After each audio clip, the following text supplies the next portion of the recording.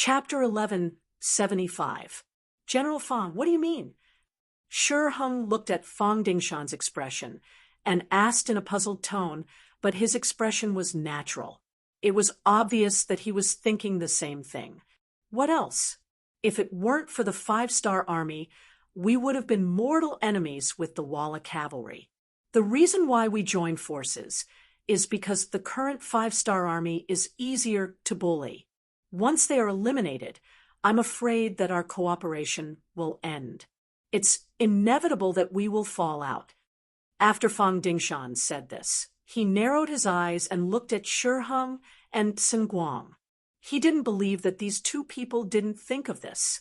In fact, Shi Hung had already received the decree of the Daizong Emperor. He could join forces with the Wara army, but it was only a limited alliance. He had to be prepared to fall out with them at any time.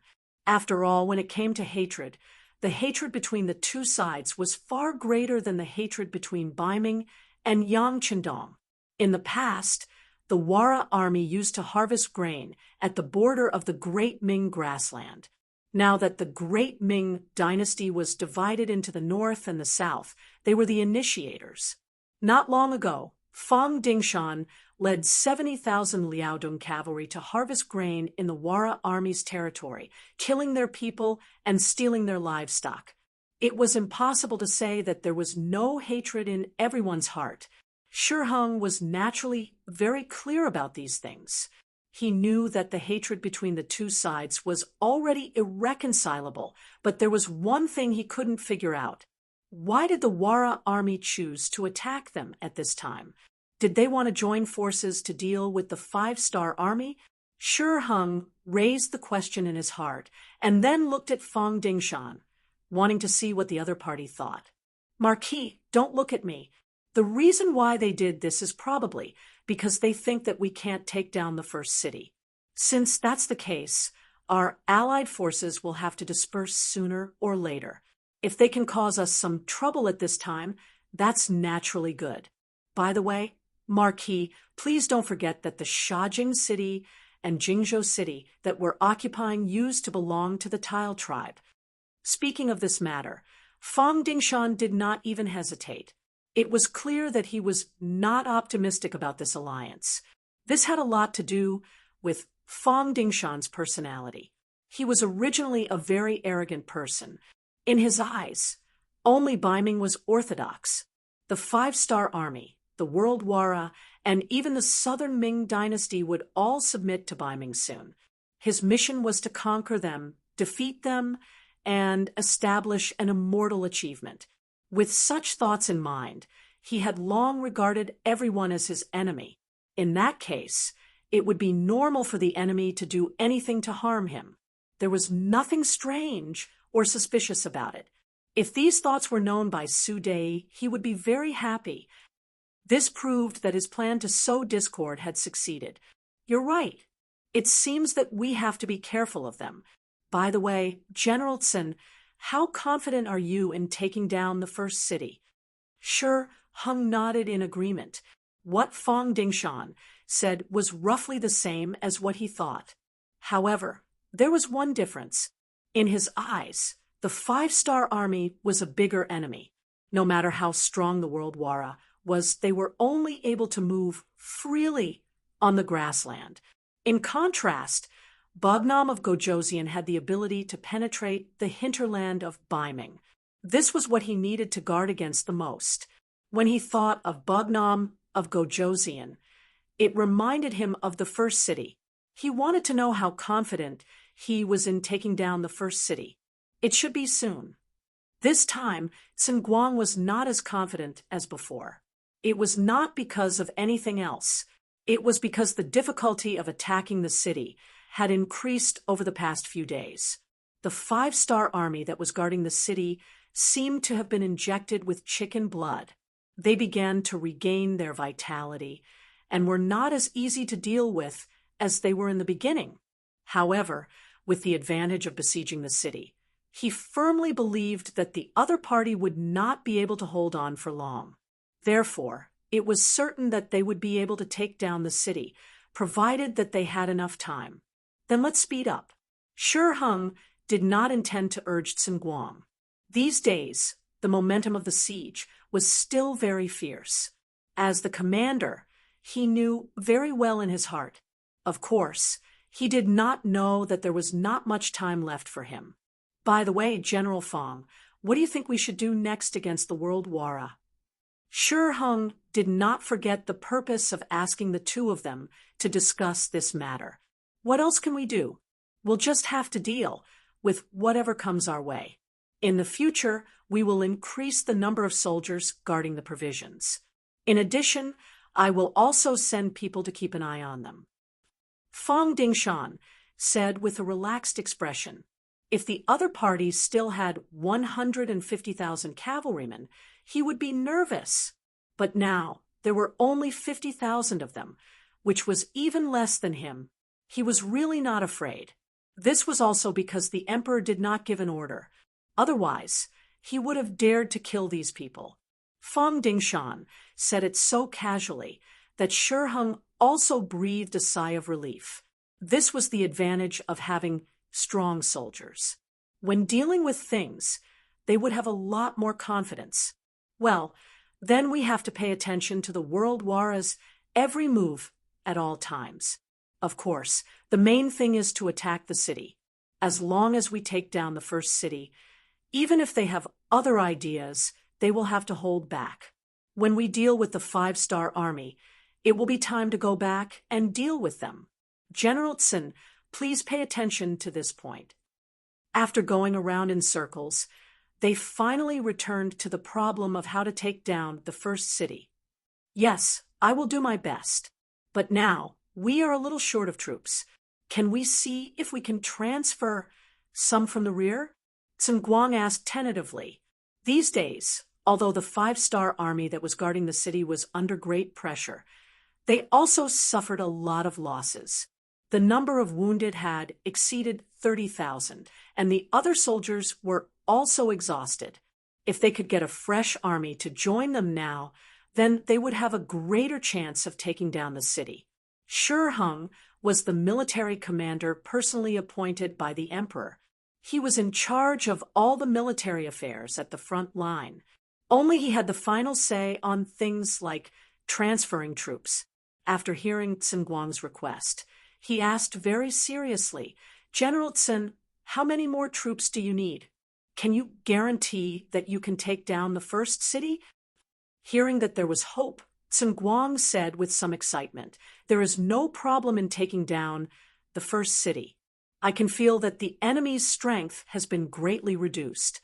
Now, it is just a little bit away. If Marquis can give me an additional 100,000 troops, then I am confident that I can take down the city within 5 days. If it is not possible, I am willing to offer my head. This was equivalent to giving a military order. If there were really 100,000 fresh troops, they could attack from the 4 city gates regardless of day or night. It was really possible to take down the city in 5 days. Oh, so confident? That's good. Marquis will immediately give the order to transfer troops. Shi Hung was also very excited when he heard this. Although the transfer of 100,000 infantrymen was not part of the plan, it would be a great achievement if they could take down the first city. Not only would he be able to report to the emperor, but he would also be able to obtain a great achievement. Thank you, Ho Yi. Hearing that the matter was approved, Guang was also very excited. The meeting ended. Shi Hung found his messenger and took out the Tiger Troop talisman. He asked them to go to Tulu City, Sambulachuan City, Shajing City, and Jingzhou City to transfer troops. Tulu City was the fortress of the rear base of the Ming army. There were originally 50,000 soldiers there. They were responsible for guarding the provisions, and if there were any changes, they would be reinforcements. When Shi Hung gave the order, 40,000 of the 50,000 soldiers were transferred. Sambulachuan City had fewer soldiers. There were only 30,000 soldiers guarding the city. Among them, there were 10,000 wounded soldiers who had retreated from the front line. Shi Hung gave the order, and 20,000 healthy soldiers were transferred away, leaving only 10,000 injured soldiers behind. If there were no external forces, there wouldn't be any problems. There were 60,000 soldiers out of 100,000. The last 40,000 soldiers could only be sent to Shajing City and Jingzhou City. This made it difficult for Rong Xiao, who was in charge here. As a businessman, he knew that if he wanted to expand his business, he could not do without his own people in the imperial court. How could he be considered one of his own people? Of course, it was not as good as being an official himself. Once he became a pillar of the country, who would dare to cause trouble for him in the future? After a discussion with the Rong family, Rong Xiao finally gave Shi Hung 200,000 taels of silver. In addition to his contribution in successfully instigating the rebellion of the two cities, he was promoted to general of the two cities. He became Shi Heng's favorite person. When Shi Hung gave the order, Rong Xiao knew that his chance to perform had come. He called Su Yuan over and said with a troubled expression, "The opportunity is here. However, when we negotiated with the spirit-severing army, we said that they wouldn't go against the five-star army. What do you think we should do?" This. Su Yuanjiang furrowed his brows. After following Shabi for such a long time, he knew the general's temper. He was a man of his word, based on how much Yang Qindong valued him. Even without the agreement, Yang Qindong probably wouldn't send troops out due to guilt, let alone with the agreement in hand. However, Su Yuan knew that Rong Xiao didn't call him over to see him shake his head. Rong Xiao wanted him to come up with a plan. Well, the Han people have a saying, times are different now. The situation is different, so the original agreement will have to be changed. What's more, he's been drinking wine every day, and with Wu Xiaoyi's death, the other three teachers have a lot of opinions about him. I think it's better to bypass him and talk to the teachers directly. Is that okay? Rong Xiao's eyes lit up when he heard that. Why not? How about this? I will talk to the three teachers first. However, I would like to ask Lord Rong to remove the people who are monitoring the three division masters, as well as those who are responsible for sowing discord. Since we are here to talk, we must show our sincerity. Su Yuan thought for a moment and proposed his idea. That's not a problem. Rong Xiao agreed. He had no other choice. Although the method of sowing discord had some effect now, as long as he was given time, he was confident that he could take over the military power of the three division commanders. Then, he could find a reason to arrest them. However, with Shi Heng's order and a short 3 days, he did not have the patience to wait for the next batch of soldiers. Chapter 1176. Su Yuan left Rong Xiao's place and went straight to the residence of Kong Ji, the commander of the new 2nd Army's 1st Cavalry Division in Shajing City. In the Kong residence, Kong Ji was very surprised when he found out that Su Yuan was outside the residence and wanted to see him. He couldn't figure out why the other party wanted to see him at this time. Well, since he's here, I'll invite him in. Kong Ji and Su Yuan sat opposite each other in the living room of the residence. The other bodyguards were all removed from the living room. This was Su Yuan's request. After all, he was here to ask for help. Not only would he lose face if he said some soft words in front of so many people, he was also afraid that he would be put on the spot. Without anyone else around, Su Yuan didn't care about his reputation and directly made his request. "Mr. Kong, I'm sorry for offending you before. It wasn't my idea to send people to monitor your residence. And those people who tried to sow discord in the division weren't sent by me either. I've already protested to Rong Xiao about this matter. He has already promised that these people will all be recalled. I hope that this matter won't affect our friendship." Kong Ji was shocked that Su Yuan was so humble right from the start. It wasn't a big deal to monitor his own people, and he didn't intend to do anything when the time wasn't right. But those people who tried to sow discord really gave him a headache.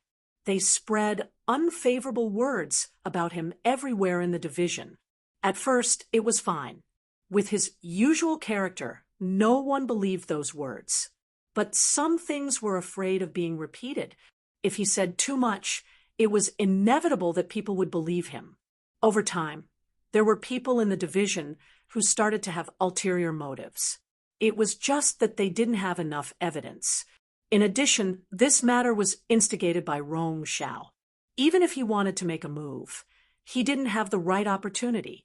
Originally, he thought that if this continued, he wouldn't be able to regain the command power when he really needed to use the army one day.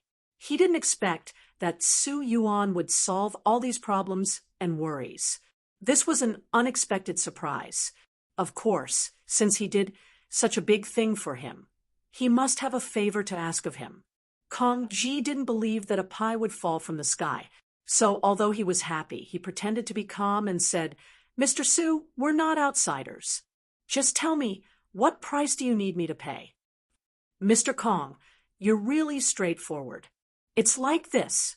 The military operation to attack the first city is going smoothly, and it looks like we will be able to take it in a few days.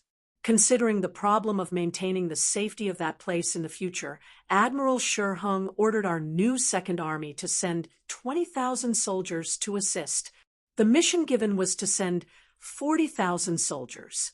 Rong Xiao had 20,000 soldiers. Now that there were only 20,000 soldiers left, he had to rely on the new Second Army. With the current strength of the new Second Army, there were a total of 4 divisions. If each division could send 5,000 soldiers, then the number would be enough. When he heard that the beginning city would be conquered in a few days, Kong Ji's heart started to beat more frequently and faster. If the beginning city was really conquered, then when would he be able to return to the 5-star army? Fortunately, Su Yuan's next words made Kong Ji heave a sigh of relief. At the same time, he also saw the other party's real intention. Ming did not have enough soldiers at the front line. They must have fallen into a difficult situation when attacking the beginning city.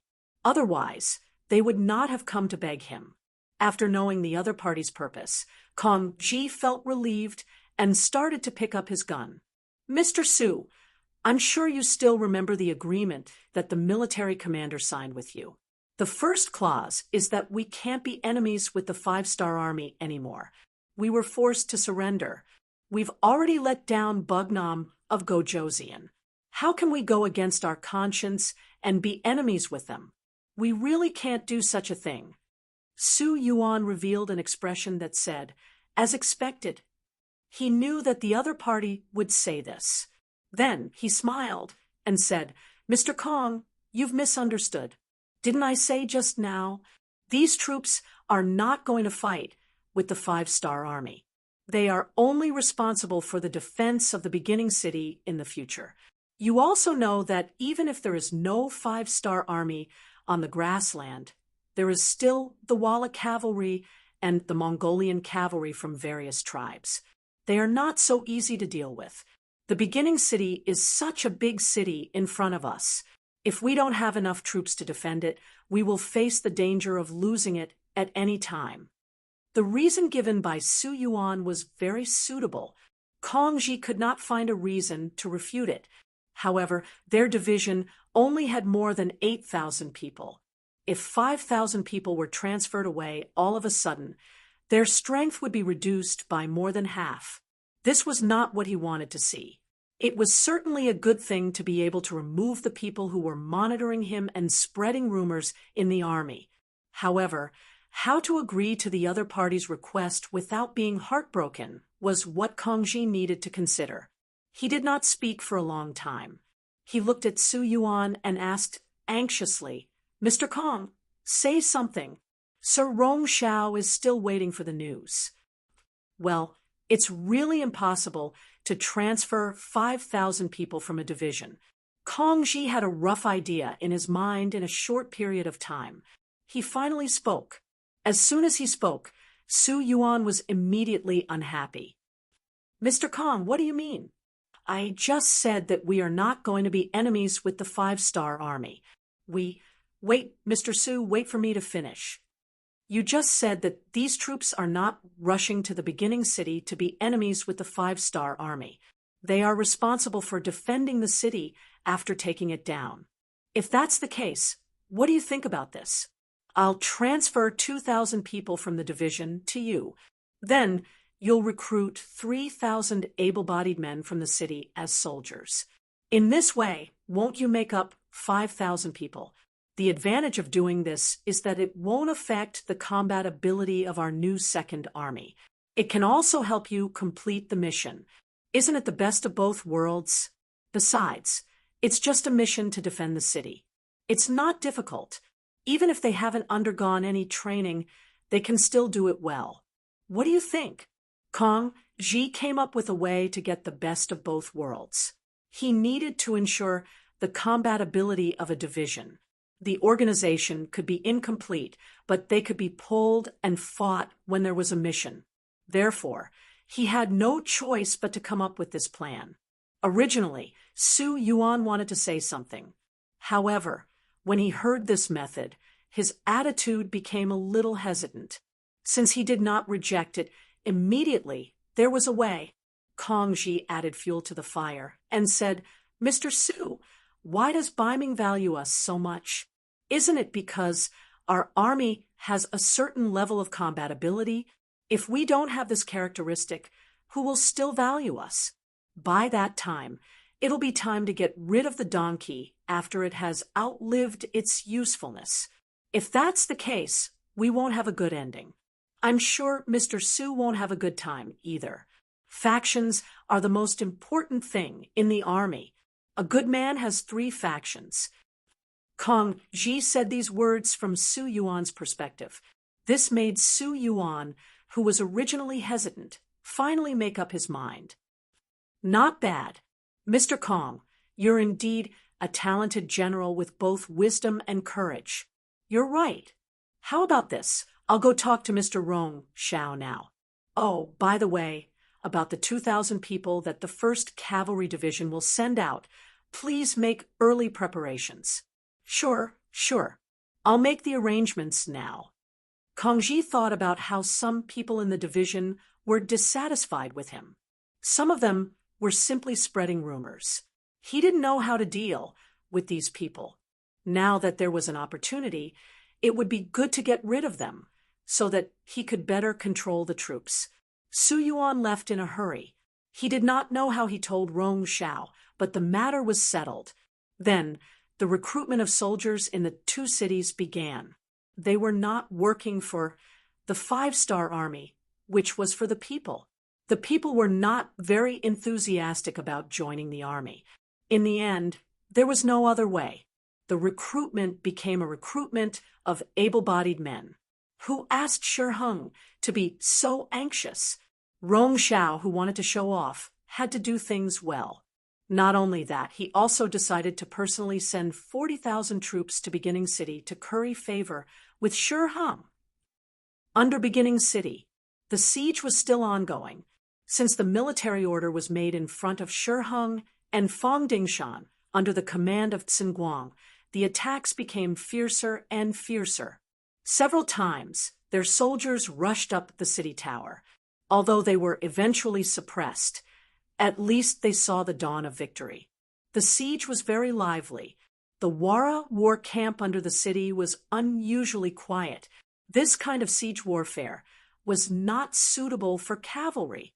They had been under the city for a long time, and some of the cavalry were even lazy. But all of this changed with the return of a few Walla cavalry. They were the Walla warriors who followed General He to the battle. They were lucky enough to escape. Naturally, they had to return to the camp and report everything they saw and experienced to their leader. In fact, they were not the only ones who returned. Not far from the camp, there were hundreds of cavalry waiting there. Everyone heard Shi Wanshan's shout and knew that Ming had joined forces with the Five-Star Army. They were worried that once they returned, they would alert the enemy, so they sent a few representatives back to the camp. In the leader's tent, Yeshen received these deserters.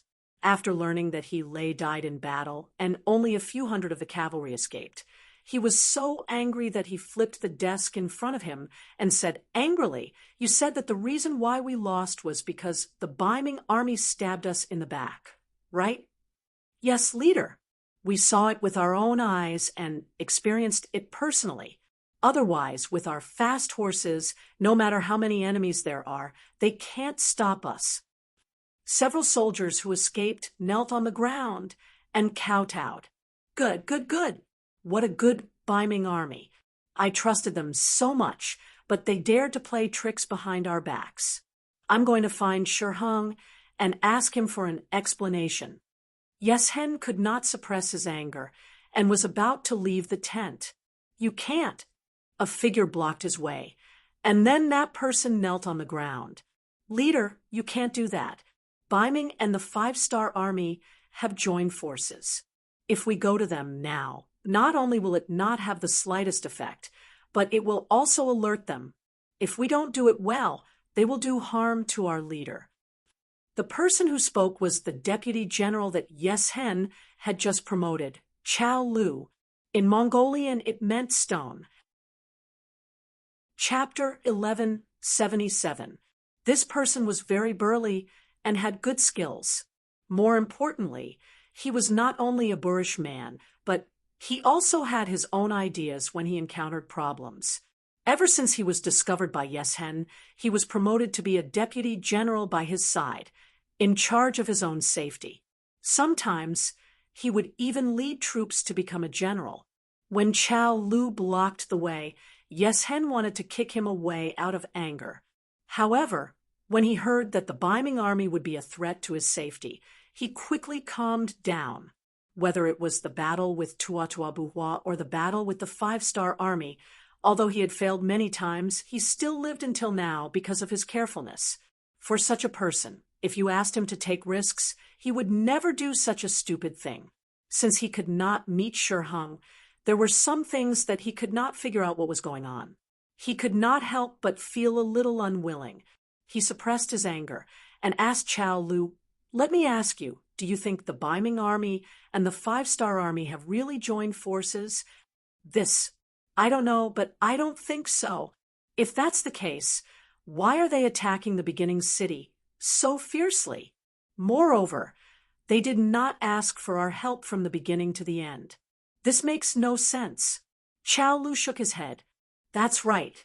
That's what I think as well. If the Ming army and the Five-Star Army have really joined forces, what they should do is to besiege us instead of acting for us. Besides, their deaths and injuries are real. I don't believe that they will betray us." Yeshen nodded and agreed with Chao Lu's words. Although he was puzzled, when he turned around and saw the few cavalry warriors kneeling on the ground, he became suspicious again. He knew these people, and two of them were Helay's bodyguards. They would never lie to him. Then, who was telling the truth? To be able to become the leader of the Wara, Yeshen was indeed smart. He quickly thought of a way. He said to Chao Lu beside him, Go to Shiheng's tent. Don't tell him anything else. Just tell him that I have caught a cold and am sick.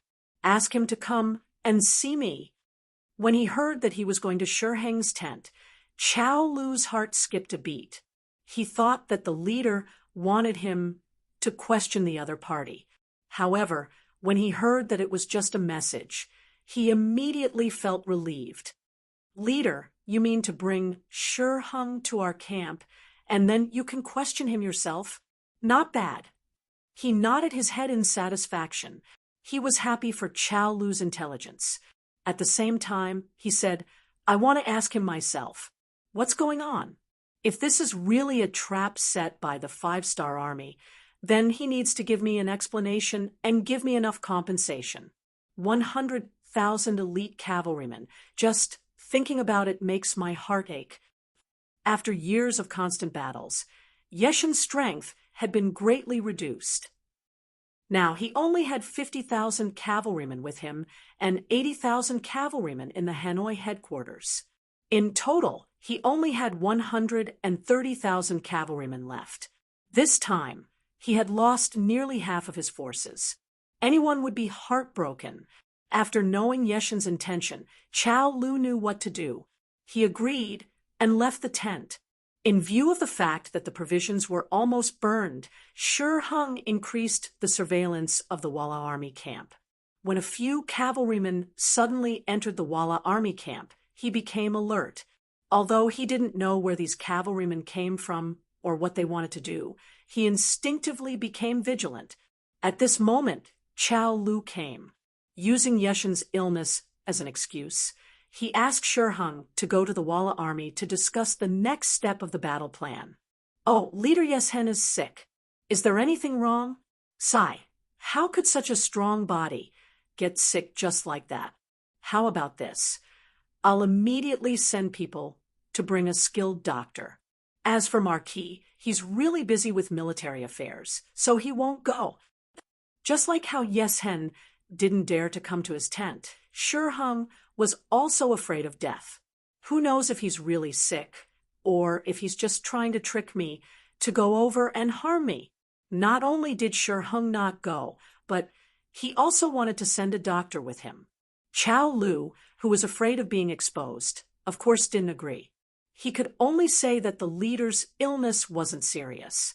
The Walla army also had their own doctors, so they didn't need to trouble Shi Hung.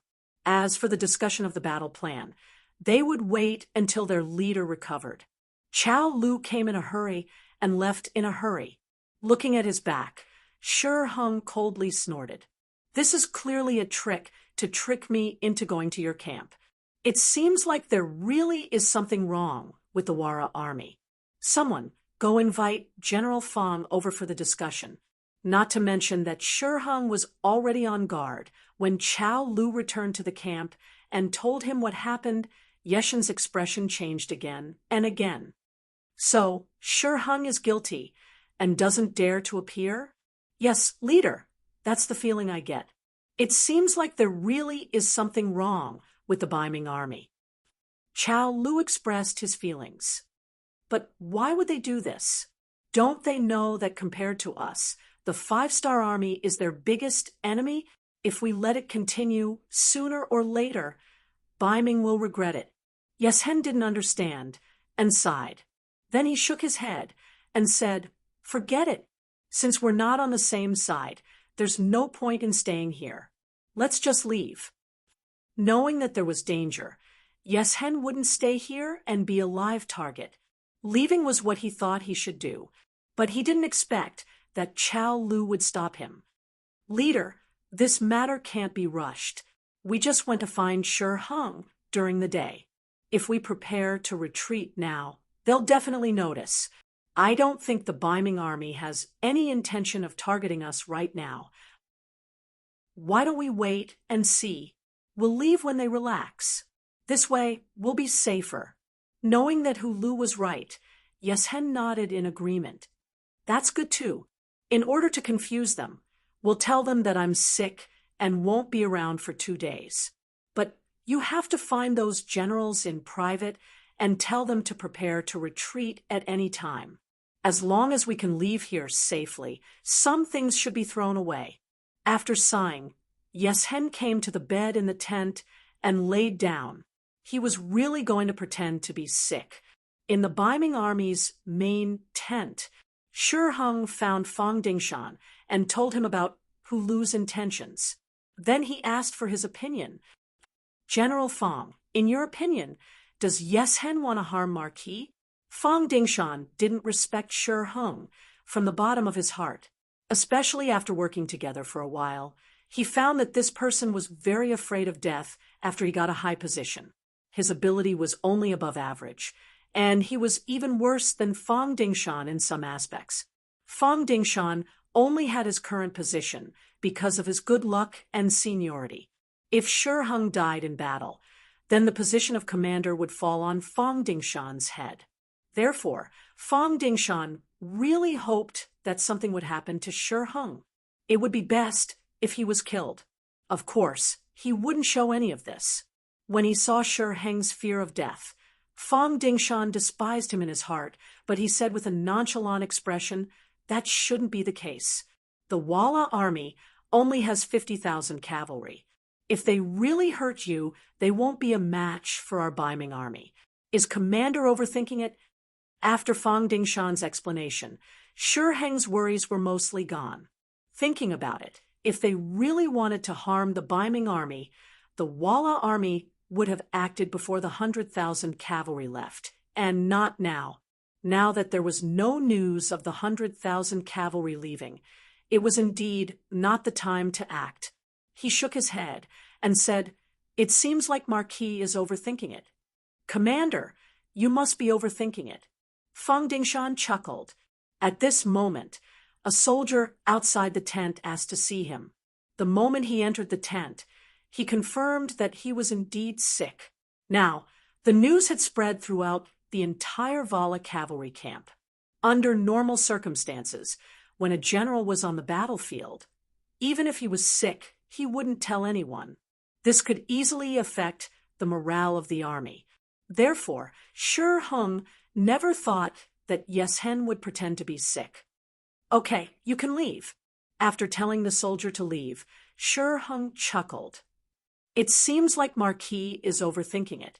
Forget it. Let's not talk about this anymore. Marquis just got the news that the 100,000 soldiers from the 4 nearby cities are about to arrive. At that time, it will be time for us to attack the beginning city. General Fang, our chance to make a great contribution is coming." "Ha!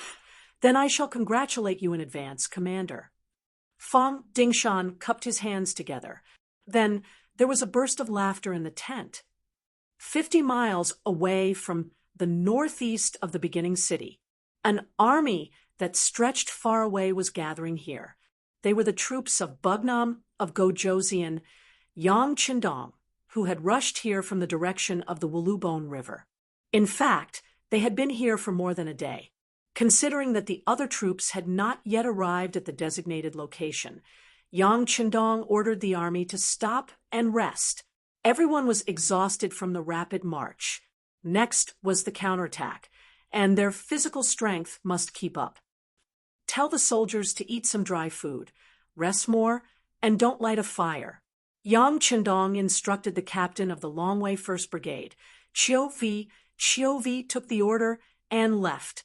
Yang Qindong looked at Beta Persei, who was standing beside him, and asked, "Where is the Far Eastern Army?" "Young master, I just received their telegram. They will arrive at the designated location by tonight at the latest. Then they will wait for the young master's order, and the counterattack will begin." Beta Persei said excitedly. They had been rushing all the way, and finally they were going to fight. Of course, he was happy because he loved fighting. "How many people do they have now?" Yang Qindong asked again. "Young master, almost all of the Liaodong army's 40,000 people have arrived. There are also nearly 20,000 people from the Mabe division, and about 40,000 Mongolian cavalry. In addition, there are 70,000 Walla cavalry prisoners who are being guarded by General Shi Wanshan, and nearly 70,000 soldiers." Beta Persei replied respectfully. Chapter 1178. Okay. Yang Qindong's eyes showed confidence when he heard that there were 100,000 cavalry to help. "Tell Wang Shan to inform Tiger's Man that we will launch a full-scale counterattack tomorrow morning. We will make the enemy pay the price, and let them remember this painful lesson." Yes, Beta Persei agreed, and turned to leave when he heard that the battle was tomorrow. "Wait, send a telegram to Feng Liang and tell him to inform Sha Bei to regain control of Shajing and Jingzhou City and cut off the retreat of the Walla cavalry." Yang Qindong thought that if it were not for the participation of Yeshen's troops, the Ming army would not have been able to attack New City for such a long time without any worries. He was determined to hit them hard, and even had the idea of taking down Yeshen. The telegrams were sent out one by one. Chunbo, the commander of the Far Eastern Army, who received the telegram, issued an order to inform the troops to have a good rest tonight and start the counterattack tomorrow morning. The telegram was sent to Tiger's man in Jingzhou City, which made him excitedly slap the desk. A good desk was ruined just like that. Great. Immediately inform Lord Yu, Division Commander Yang Si, and other division commanders to come to the military headquarters for a meeting. Hu Mang laughed heartily. After waiting for more than a year, news of the counterattack had finally arrived. It was time for him to vent his frustrations. Shajing City, Director Feng Liang, who had been hiding in the basement, almost shouted out in excitement when he received the telegram from Yang Qindong. After suppressing the excitement in his heart, he gently knocked on the wall door leading to the ground room. After a while, Xiaobei walked in. Since Rong Xiao left with 40,000 soldiers, most of the people who were monitoring him before also left, leaving only 2 people on the big tree outside the courtyard. They were only responsible for watching Xiaobei and not letting him leave the hospital. As for the situation in the courtyard, they didn't even want to look at it. A drunkard was not worthy of their attention. As soon as he entered the basement, he saw Feng Liang's excited look. Xia Bei was also happy, but he still asked tentatively and expectantly, "Director Feng, is there any good news?" "You're right," the 6th young master called. "Take a look at it yourself," Feng Liang said, and handed the telegram to Xia Bei. Then he saw the dignified man, who had silently swallowed all the grievances he had suffered, burst into tears. "Good, good. The 6th young master still believes in me. He has also given me an important task. This is the time for us to shed our shame." These days, Xia Bei's mental pressure was great. He had no choice but to surrender, and there was even an element of faking it. But how many people could understand him? Could the 6th young master really understand him? At least if it were him, if his subordinates publicly announced their surrender to Ming, he would not believe them no matter what. Putting himself in Ming's shoes, did Yang Qindong really trust him that much? This had become the biggest question in his heart all this time.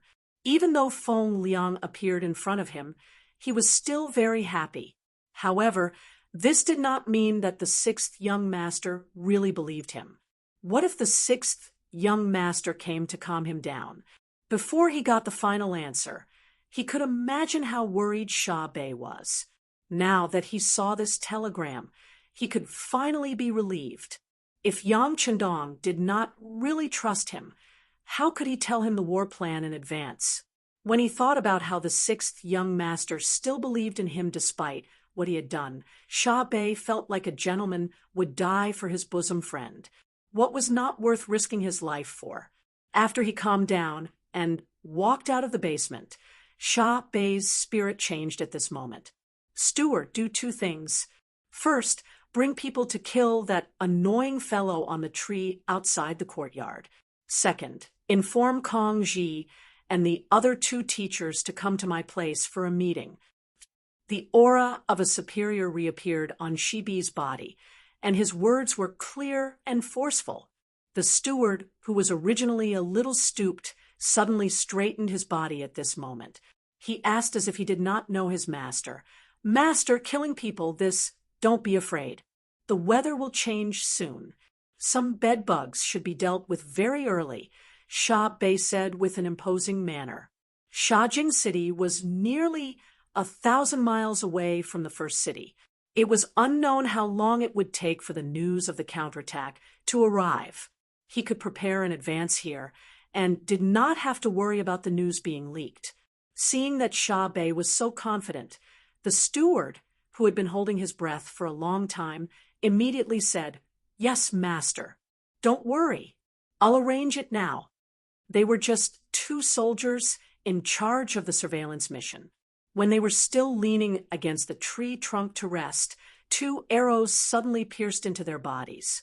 The speed and ferocity of the arrows was so fast that they didn't even have the strength to scream before they were sent to meet the king of hell.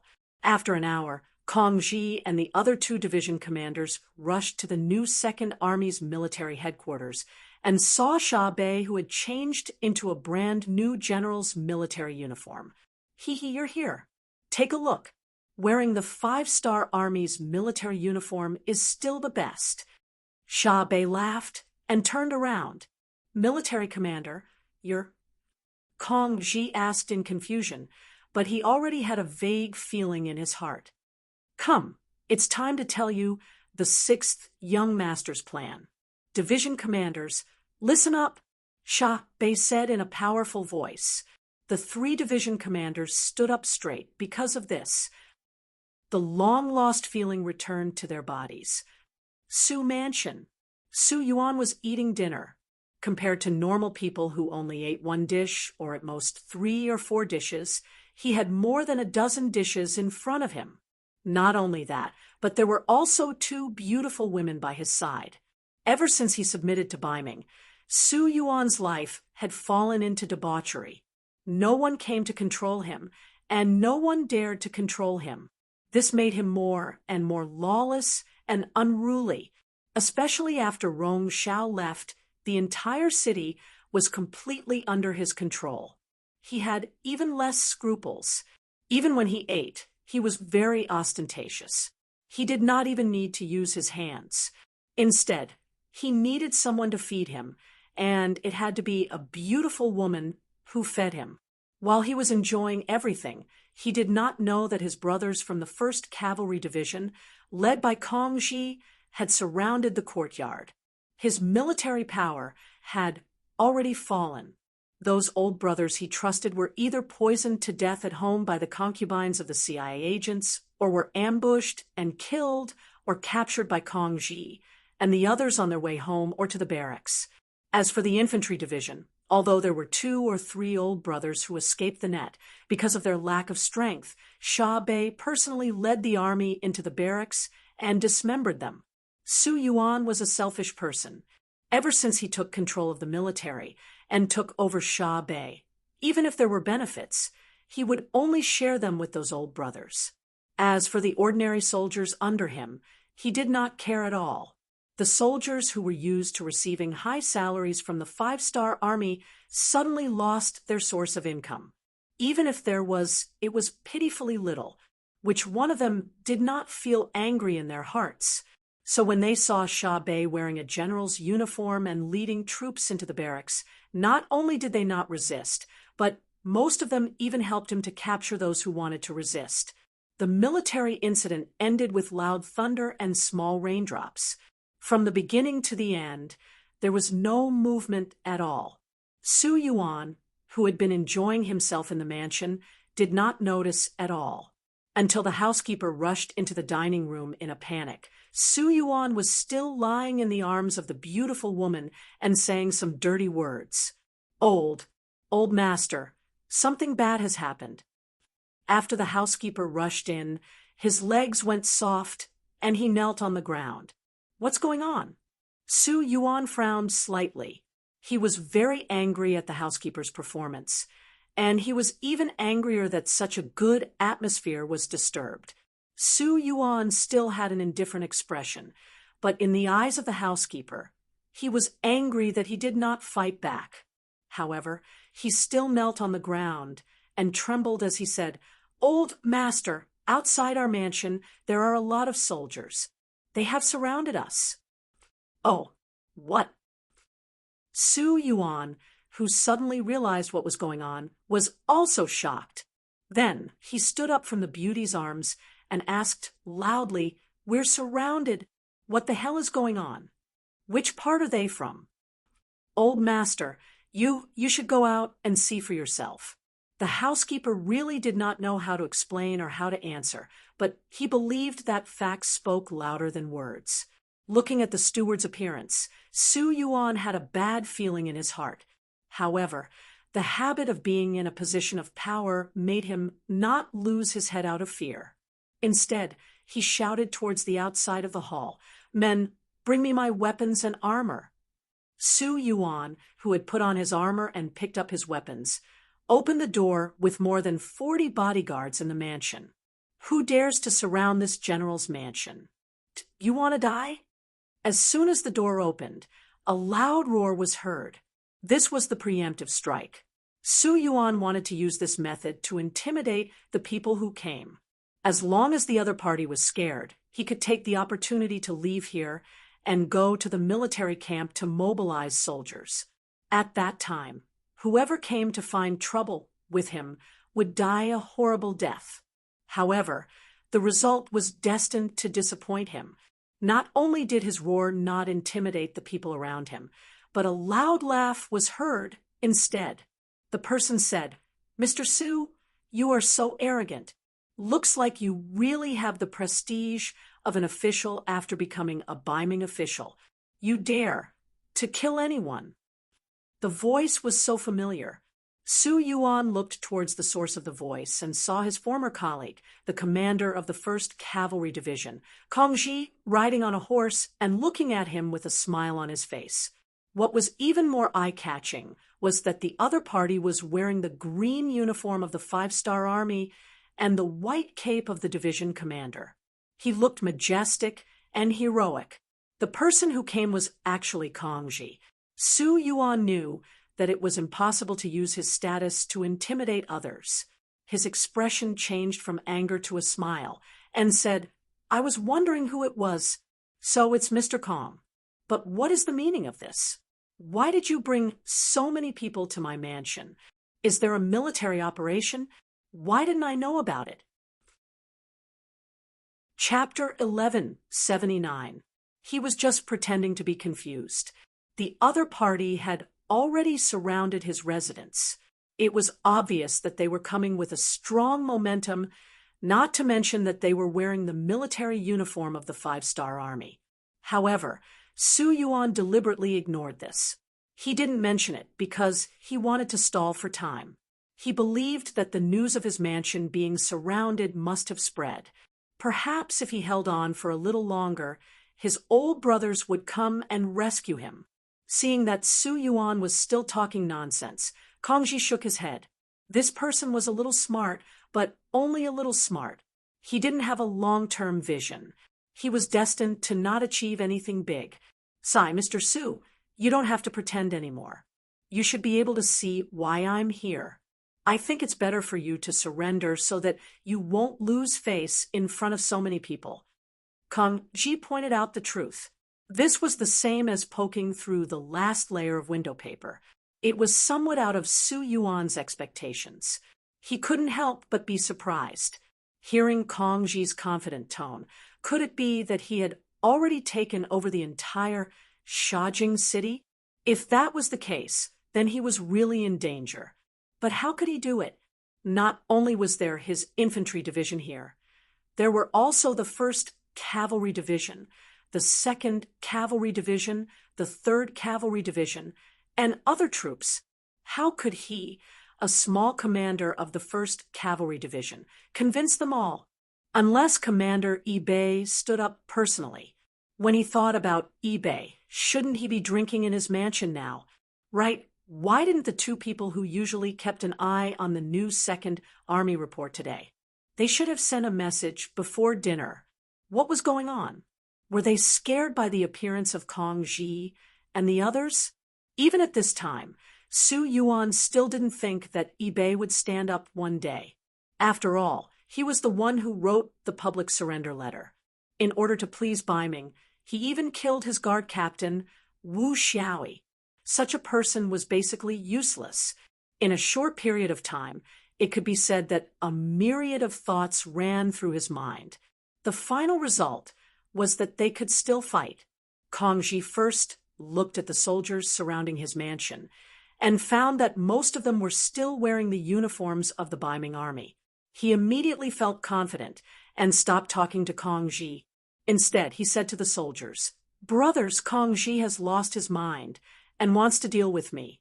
I am Ming's personal lord of Shajing City.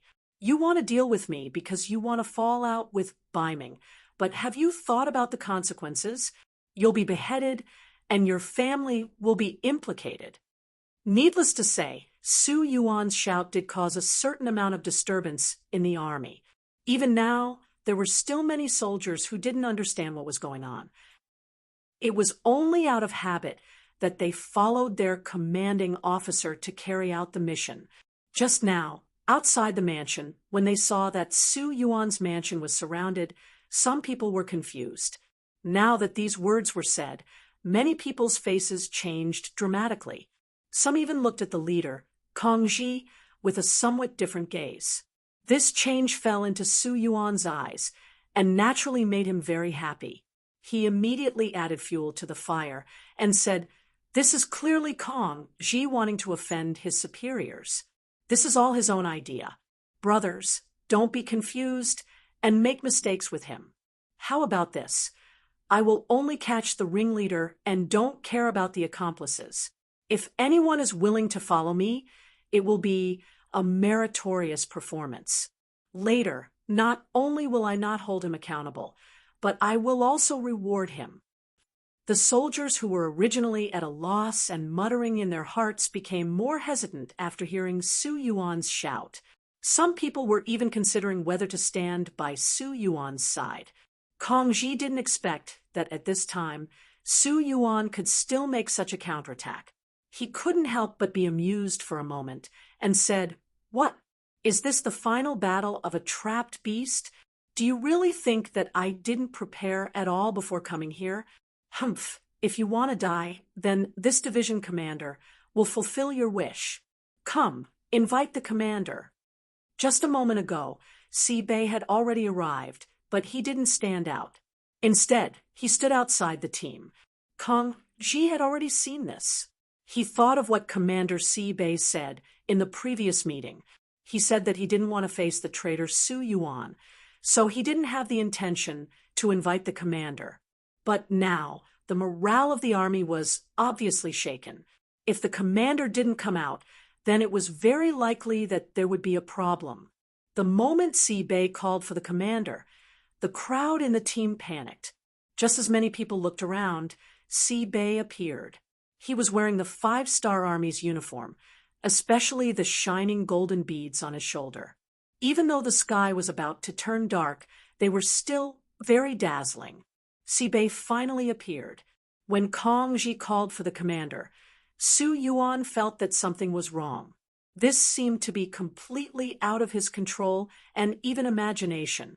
And when he saw the Shui appear, this feeling became reality, making him feel as if he had been struck by lightning. A commander was a commander after all. His prestige wasn't something that Division Commander Kong Ji could compare with. In particular, there were all kinds of people. Due to the lack of time, there were people from all divisions. Kong Ji was only a division commander of the 1st Cavalry Division. It was obviously difficult for him to completely control them.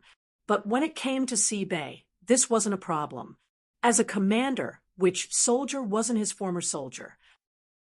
Si Bei's appearance caused the noisy discussions from before to immediately disappear. The situation was immediately reversed, and Su Yuan was pressured to the point that he couldn't breathe. After being stunned for a few breaths, Su Yuan's expression turned from black to white, and then back to black, when he saw Si Bei appear, still wearing the 5-Star Army's uniform. He knew that things were going in the worst direction, but he still wouldn't give up without a fight. He was very clear what kind of role he had played before, and how many things he had done wrong to the 5-Star Army. In the new 2nd Army, anyone could surrender, but he couldn't, based on what he had done. Even if Si Bei didn't kill him, he wouldn't be able to answer to Bognam of Gojoseon. He didn't have any friendship with Yang Qindong. He didn't believe that Yang Qindong would spare him, a two-faced person. If he didn't want to give up without a fight, then he could only fight back. Even if Si Bei personally appeared, Su Yuan still pretended to be unafraid and shouted, "Commander Si Bei, aren't you sleeping every day? What are you doing here? Oh, I know. You must have been threatened by someone, right? The person who threatened you is Kong Ji, right? Don't worry, with me here, no one can hurt you. As long as you stand on my side, I can guarantee your safety. Originally, because of Sibei's appearance, all the soldiers started to take sides. But with Su Yuan's shout, some of the weak-willed soldiers became confused. Could it be that Kong Ji really threatened the commander, and that Kong Ji wanted to rebel? The changes in the soldiers below didn't escape Sibei's eyes. He couldn't help but sigh and said, "Enough, Su Yuan. I didn't expect you to have such ability. You can turn black into white and say it so righteously. I'm afraid that people who don't know you will really believe your words. But what's true is true. How can it change because of a few words from you? Sai, surrender. I will plead with Bugnam of Gojoseon to save your life." After saying this to Su Yuan, Sibei didn't have any intention of stopping. Instead, he said to the surrounding soldiers, "Soldiers, Sibei was forced by the situation and for the survival of the new Second Army. I had no choice but to bow to Ming. But this doesn't really mean that I want to surrender to Ming. It's just a temporary measure. And all of this has also received the support of Bugnam of Gojoseon. Now, Bugnam of Gojoseon has sent news that he has brought his army to the grasslands. Now, he is besieging the Ming army and the Walla army. It won't be long before he brings his army to our Shajing city. In order to welcome Bugnam of Gojoseon, what we need to do now is to take back the city and do everything we should do. Moreover, Bugnam of Gojoseon also said that he understands the decision that everyone made under that situation. So, he won't make things difficult for any of us. Please don't worry about this." When the soldiers heard Sibei's speech, they all revealed a joyful expression. A person's reputation was like the shadow of a tree. Just the 3 words, Bugnam of Gojoseon, represented a magnificent army. It was an invincible aura and influence. It seemed that as long as Yang Chendong was there to fight, no matter how difficult the problem was, it would be easily solved.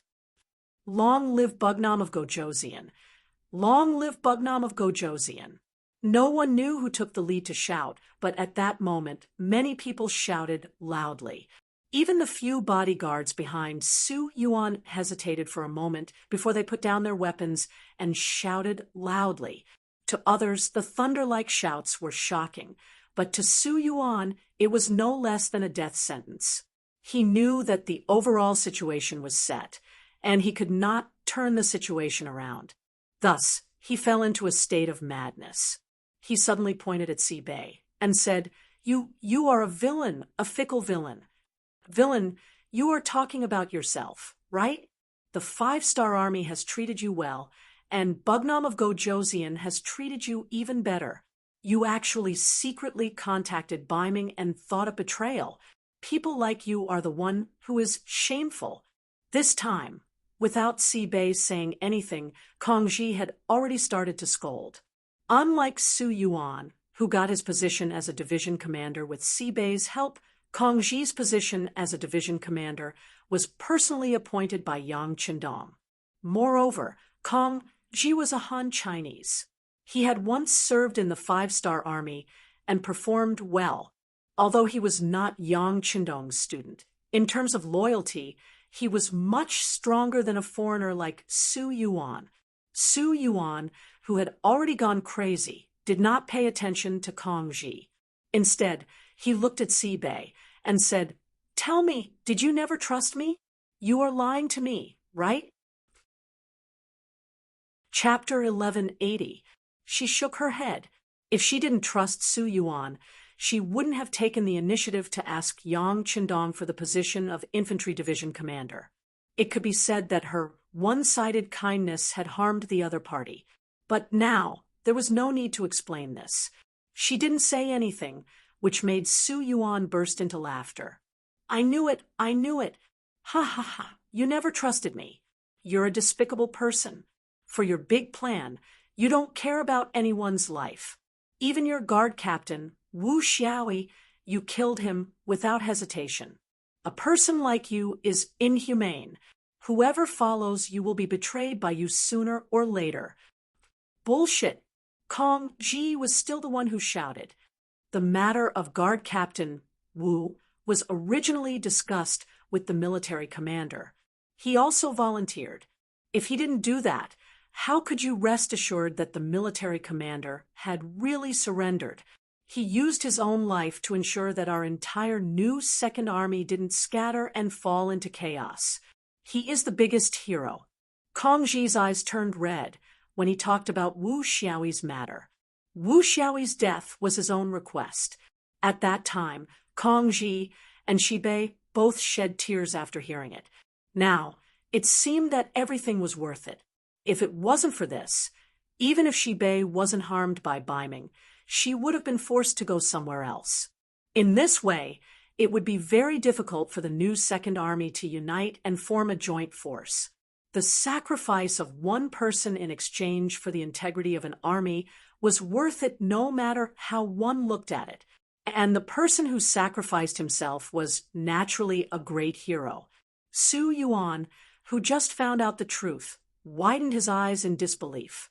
He thought that Wu Xiaoyi's matter was an exception, and that Shibei had no choice but to deal with it. He didn't expect that everything was premeditated. Thinking about it, it wasn't wrong. It was precisely because of Wu Xiaoyi's death that he and Rong Xiao lost their vigilance against Shibei. The idea of transferring Shibei away from here also stopped at that moment. He had never thought that all of this had been discussed beforehand. Thinking about how he had already fallen into someone else's trap from then on, and how it was normal for him to end up like this, he had nothing to say about his defeat. Su Yuan, who knew the truth, seemed to have aged a lot in that instant. In the eyes of the others, it was more or less unbearable. After all, this was his old brother. Sai, you should decide on your own. You should know that once you fall into the hands of others, it will be difficult for you to even die. Originally, Shirbi wanted to plead with Yang Qindong, but looking at this person's recent actions, it was simply unforgivable. Instead of waiting to be captured and tortured, it was better to have a quick death. It could also be considered as leaving behind the last bit of dignity in life. As soon as he said that, Su Yuan's body, which was about to collapse, straightened up again. People said that a bad life was better than a good death. He didn't want to die, and with a plop, he knelt in front of Shirbi.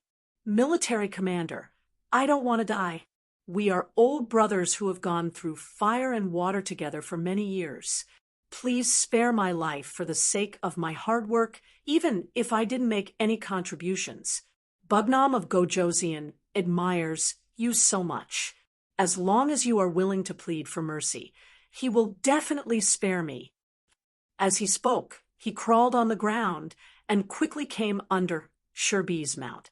Su Yuan spoke with snot and tears. Looking at Su Yuan's appearance, Shirbi felt a trace of pity, but military discipline was a mountain, so he still turned his head to the side. If he really let Su Yuan go, how would he explain to the sixth young master? And how would he explain to the dead Wu Xiaoyi? After continuously crying a few times, there was no response from Shirbi. Su Yuan's eyes flashed with madness, and he suddenly shouted, "No! Why? We are old brothers who have gone through hard times together. You can be a military commander, but I can only be a division commander. You can obtain Bugnam of Gojoseon's trust, but I can't. I don't accept this. Shirbi, I will kill you. I want you to go to hell with me." As he shouted, Su Yuan pulled out his waist knife, raised it high, and chopped down at Shirbi. Puchi! A sharp curved knife pierced through his body. Su Yuan's eyes widened as he watched the tip of the knife come out of his chest. He then looked back at Kong Ji, who was one step ahead of him, and the light in his eyes quickly dimmed. His head drooped, and he died on the spot. This was the ugliest of human nature. When you made a mistake, you didn't know how to repent. Instead, you just blamed everything on others. When things were irreparable, you would plead for mercy. When your pleading failed, you would reveal your true nature. Unfortunately, Kangxi had long been prepared for this move, and at the crucial moment killed him first. Bury him. Shirbi sighed and said to the bodyguard beside him. Then he didn't look at Su Yuan, who was killed. Instead, he said to Kangxi, "Change the flag. Announce to all the people in the city that we have changed flags and have returned to the embrace of the 5-star army." This was how the superiors were. They couldn't be too soft-hearted. Otherwise, they wouldn't only hurt themselves, but also those who believed in them and followed them. After the order was given, Shajing and Jingzhou City were closed. The original Beiming dragon flag was also replaced with a bright 5-star red flag. Under the great wisdom of Shirbi and the others, the new Second Army was finally saved. At the same time, it also formed a response and sounded the horn for the destruction of the world of Wara. Shur City, a new day. The sun rose as usual. It was a sunny day, and the weather was very good. There was no wind or rain, and the blue sky and green grass made people feel relaxed and happy. But this day was another dark day for the Beiming army and the Wala army. Just when most of the soldiers got up and were about to eat breakfast, a rumbling sound suddenly came from the ground. It was like spring thunder, completely breaking the tranquility of the grassland. After a series of rumbling sounds, a large number of troops appeared in the north and northwest of the barracks. They were like a sudden gust of wind, flying straight like a sharp arrow, approaching from afar. Enemy attack! Enemy attack! The scouts in charge of the security of the barracks shouted loudly, disrupting the normal order of the barracks. In the Beiming army's main tent, a scout rushed into the tent and fell to the ground. He said with his pale face, Marquis, the reinforcements of the 5-star army are here. The reinforcements are here." Shi Hung, who was eating breakfast with the help of the servants, froze when he heard this. Then his face darkened. "Reinforcements? How many of them are here?" "Uncountable. There are so many of them. There is no end to them." The scout was so scared that he didn't know what to say. He could only tell the most direct impression. "Bullshit. That's ridiculous. How can there be so many 5-star army here?" Shi Hung reprimanded loudly. He waved his hand and dismissed the scout. Then he hurriedly said to the soldier beside him, "Pass down the order. The entire army is ready to fight. Take out my armor and weapons." After all, he was a veteran of the battlefield. He had participated in many life and death battles. He still had the basic composure. This scene didn't only happen in Shi Heng's tent, but also in other large tents. Just like in Sun Guang's tent, Su Dei had already arrived. "General Tsun, the 5-star army is here. Let's prepare to retreat." "Retreat? Can't we fight?"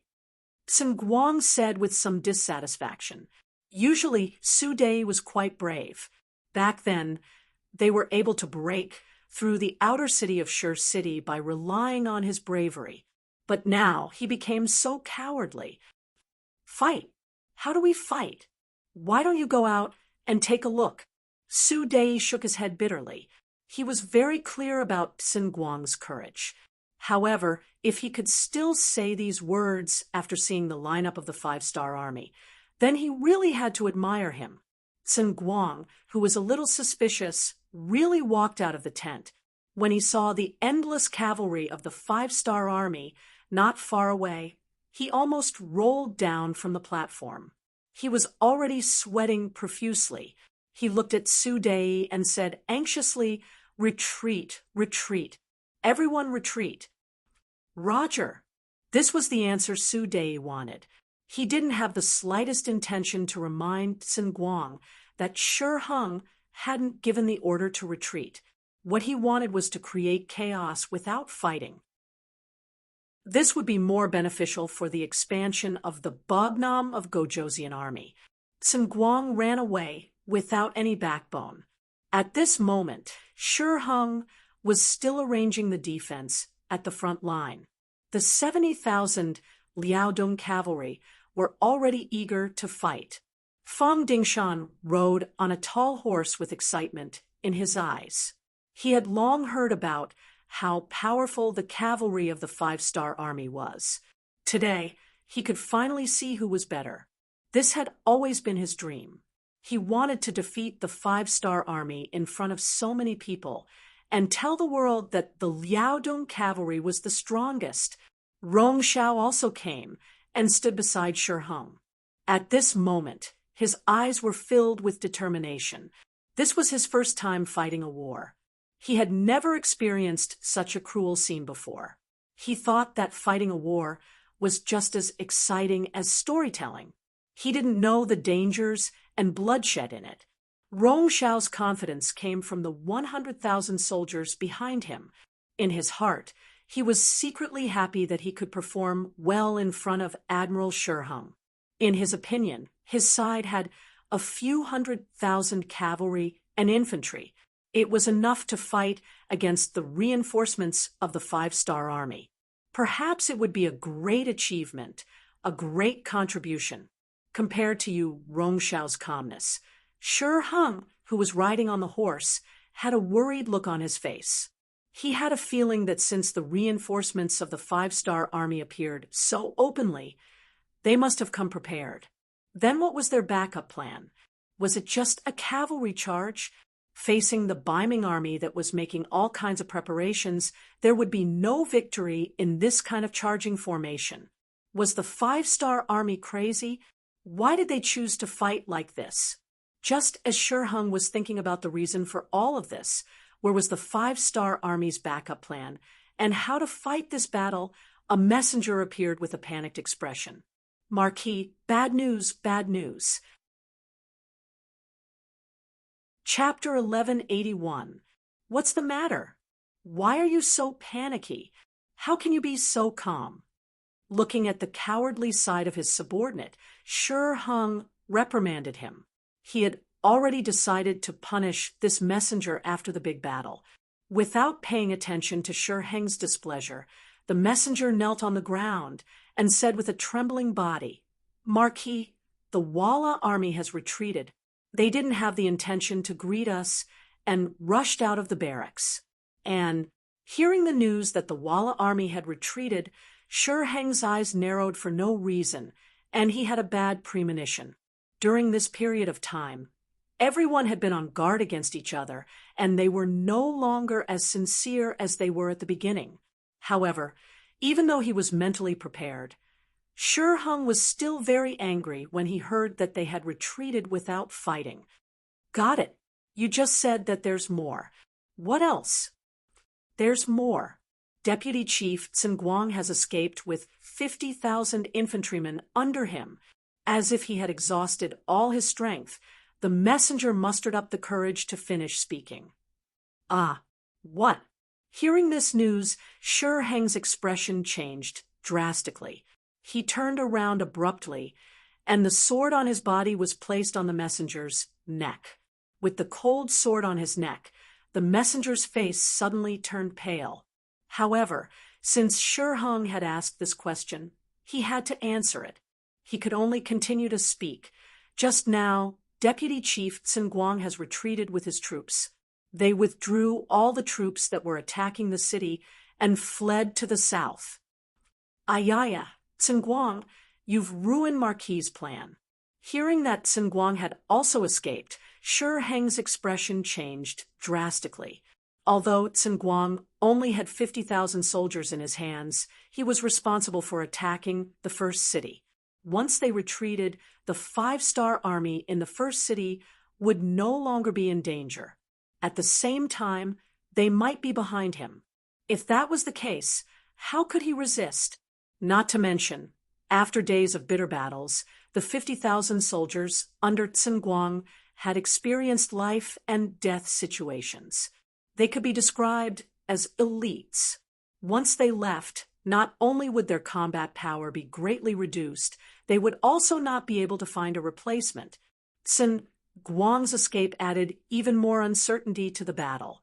In a fit of anger, he swung his saber, and the messenger's head flew into the air. Shi Heng, who had killed someone, had red eyes and even his arms were trembling. It was obvious that he was angry in his heart. Report, Marquis, the 4 gates of the first city have been opened. They've rushed out of the inner city and are heading toward our camp in the outer city. Another messenger rushed over on horseback. Before he arrived, his shout had already resounded in the air. If Sun Guang was still around, they would have been able to more or less delay the 5-star army in the city from leaving the city, since they had already taken down the outer city. But now it was too late. Shi Heng's body shook slightly on the horse. Before the battle had even begun, the result had already been decided. Now that he was facing internal and external troubles, he knew that he had already lost. Shi Heng forced himself to stay alert. He looked at Rong Xiao, who was not far away, and said to the bodyguard beside him, "Ask General Rong to come over. Also, you go and inform General Fang to retreat immediately."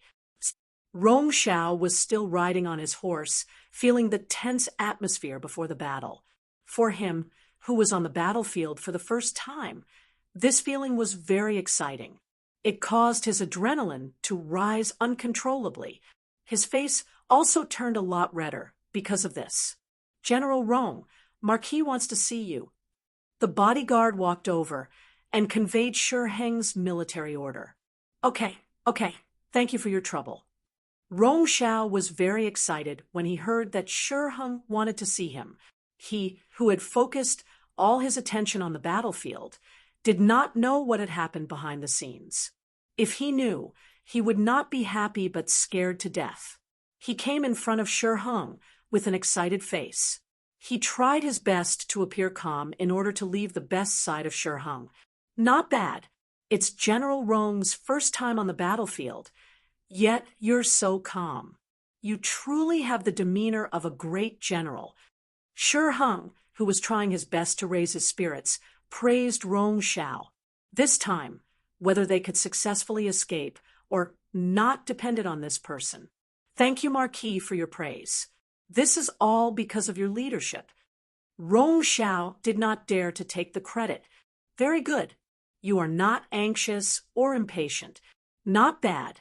Since that is the case, I will leave the first battle to you. Can you complete it?" There was no time, and Shi Heng did not want to prepare any more groundwork. He went straight to the point. Hearing that he could be the vanguard, Rong Xiao was very excited. He patted his chest and said, "Marquis, please rest assured. Our swords and arrows want to drink blood. We want to have a taste." "Okay, I approve. You can go. As long as you make a great contribution, Marquis will definitely report it to the Emperor and ask for your reward." Seeing Rong Xiao so set off, Shi Heng's face finally showed a trace of satisfaction. "Thank you, Marquis."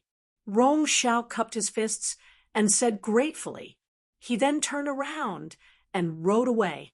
He did not know that once he left, he would never return. "Let's retreat."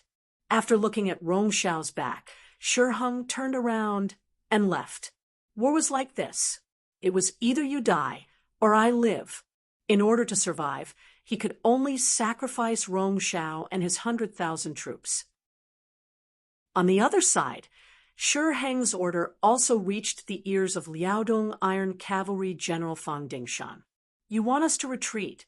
What the hell?" Fang Dingshan, who had long been prepared to compete with the 5-star troop, was obviously unhappy. He looked at the messenger with a glint in his eyes, and a murderous aura exuded from his body. "General, this is Marquis order." The messenger thought for a moment and was afraid that Fang Dingshan would vent his anger on him. Marquis had already killed one, and he did not want to be the second. Thinking of this, he carefully moved forward and said, "General, the Walla cavalry has already retreated. General Sun Guang also left with his troops. When Marquis told me to inform you, he was also prepared to retreat." What do you think? Fong Dingshan, who was about to vent his anger on the messenger soldier, involuntarily paused. After about 3 breaths, he let out a long sigh. I see. Thank you for the information. General, you are too serious. Please hurry up. When the messenger heard Fong Dingshan's words of gratitude, he immediately let out a long sigh of relief. He then cupped his fists and left. After the messenger left, Fong Dingshan did not dare to delay any longer. He said to Luo Baiquan, "Pass down the order. All troops retreat. Retreat." Military orders were like mountains, although Luo Baiquan still had a lot of questions since it was the general's order. He had to carry it out. After he agreed, he ordered the 70,000 Liaodong cavalry to retreat in echelons. Elites were indeed elites. Even when they were retreating, they were still orderly, compared to the army led by Shi Hung and Tsingguang, who were fleeing in panic. They were much better. The 5-star army had arrived. According to yesterday's agreement, they launched a general attack at 3 in the morning. Hundreds of thousands of soldiers outside the city and tens of thousands of soldiers inside the city launched an attack together. If Shi Hung could have predicted this, or if he could have remained calm in the face of danger, with his advantage in numbers and the cooperation with the Wara cavalry, he might not have lost the battle. On the contrary, as long as he persevered, victory was not impossible. After all, the provisions of the new army in the beginning city had been used up. Just this morning, Yang Si took out all the food he had stored and made a delicious meal for the soldiers. It was as if he was going to break the axe and sink the boat. If such an opponent could be suppressed, it would only take a long time for the morale to drop, and it would be time for a counterattack. Unfortunately, under a series of small actions and preparations, Bai Ming and Walla could not be of one mind, let alone fight the enemy together. When he learned that the 5-star army suddenly appeared in the east and north and began to attack, leader Yeshen decisively gave the order to retreat. He could not guarantee that when the 5-star army arrived, the Bai Ming army could not be relied on. He would never put his hopes on the so-called allies, especially those who were not reliable. Yeshen's retreat was just a signal to retreat. Next was Tsingguang's 50,000 soldiers, Fong Dingshan's 70,000 Liaodong cavalry, and Shi Hang's 30,000 elite soldiers. An entire army of 200,000 retreated without a fight, leaving Rong Xiao and the 100,000 infantrymen on the battlefield. From an advantage to a disadvantage, the originally fierce battle ended up like this. It seemed to be a coincidence, but if one thought about it carefully, it was inevitable. If the alliance was not united, it would be better not to unite. Otherwise, the consequences would be unimaginable. Having said that, Rong Xiao, who was completely unaware of all this, was riding on his war horse in high spirits and watching his army get into formation to fight the enemy. As expected of a merchant, he knew how to maximize the benefits of everything. After receiving Shi Hang's order, he gathered the generals under his command and told them openly, "Let's go and see what's going on. I am a person who does not know much about war, nor do I know much about military matters. However, there is one thing that I know, and that is that it is natural for soldiers to eat grain. Therefore, what I want to do is to solve your worries. How about this? In this battle, no matter how the court rewards the generals who have made great contributions, I will reward them with 1,000 to 10,000 taels of silver. How about it? When there is a great reward, there will be brave men." Under the great reward, the generals were all excited. They all expressed that they would fight this battle well and add glory to Rong Xiao's face. Laughing with satisfaction, Rong Xiao watched the generals leave the tent, humming an unknown tune. He called for the military singers and prostitutes, and just like that, they began to drink in the big tent. To Rong Xiao, as long as everything was arranged to the right people, he only needed to wait for the good news in the big tent. While drinking wine and watching the music and dance, he even imagined the scene of going to Shiheng to report his victory. Presumably, this time, he would definitely achieve great success. First city, all the cavalry warriors of the new army had done all the preparation work before 3 o'clock in the morning. They filled their stomachs, fed their war horses, sharpened their swords and spears, and prepared their bows and arrows. As soon as the time was up, they would set off together and rush out of the city. They wanted to vent all the grievances that they had suffered during these days at this moment. Chapter 1182. As the commander of the army, Tiger's man wore an eye-catching purple cloak. It was the unique symbol of a first-rank officer. At this moment, he was also riding on a horse with a scimitar in his hand.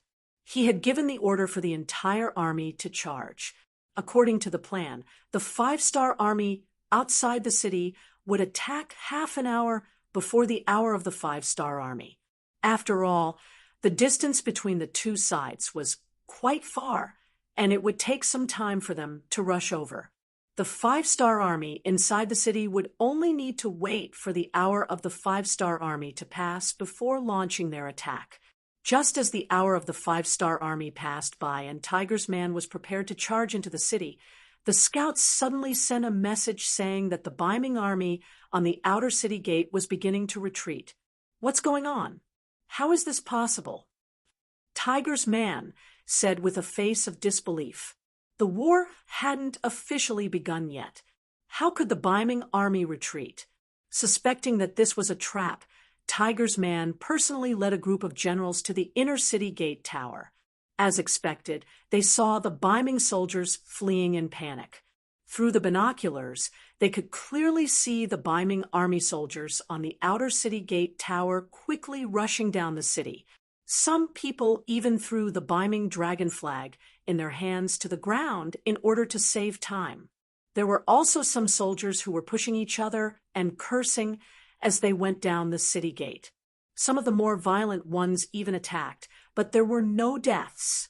This can't be fake, right? Deng Yu, the commander of the new 1st Army's 2nd Cavalry Division, who saw all of this through the binoculars, couldn't believe it. After all, chaos before the war had even begun. This didn't make sense, so it was normal to think more about it. Fake? If this is all an act by the Ming army for us to see, then I can only say that they shot themselves in the foot. What's so scary about an army without any morale? How could they be a match for our new 1st Army?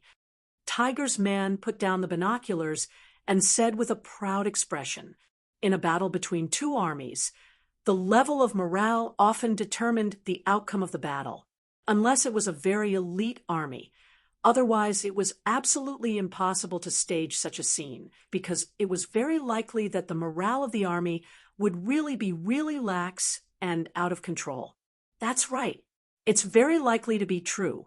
Although we don't know what's going on outside, we shouldn't miss such an opportunity. Commander, I suggest we launch the attack in advance. Lu Shua, the commander of the 1st Cavalry Division, requested after putting down his binoculars. That's right, our heavy cavalry regiment requests for battle. Regiment Commander Windchaser said, our light cavalry regiment is fast, we also request to fight. Commander Ma Xiangshan did not forget the last time they encountered the Liaodong Iron Cavalry that retreated without a fight. Although there was a military order for him to retreat at that time, and although it seemed that the order was correct, it was still a humiliation to him and the light cavalry regiment. Even in his dreams, he wanted to take revenge. Our reconnaissance regiment also requests to fight. Regiment Commander Ding Shan also stood up. Okay, seeing that it was about to become a mobilization meeting, Tiger's mane quickly waved his hand. Since everyone is so full of fighting spirit, then I don't think there's any need to prioritize. Let's go out in 4 cities. In short, we have to go all out and defeat the enemy. Yes, there was no need to fight. Everyone could go out of the city with the fastest speed to join the battle.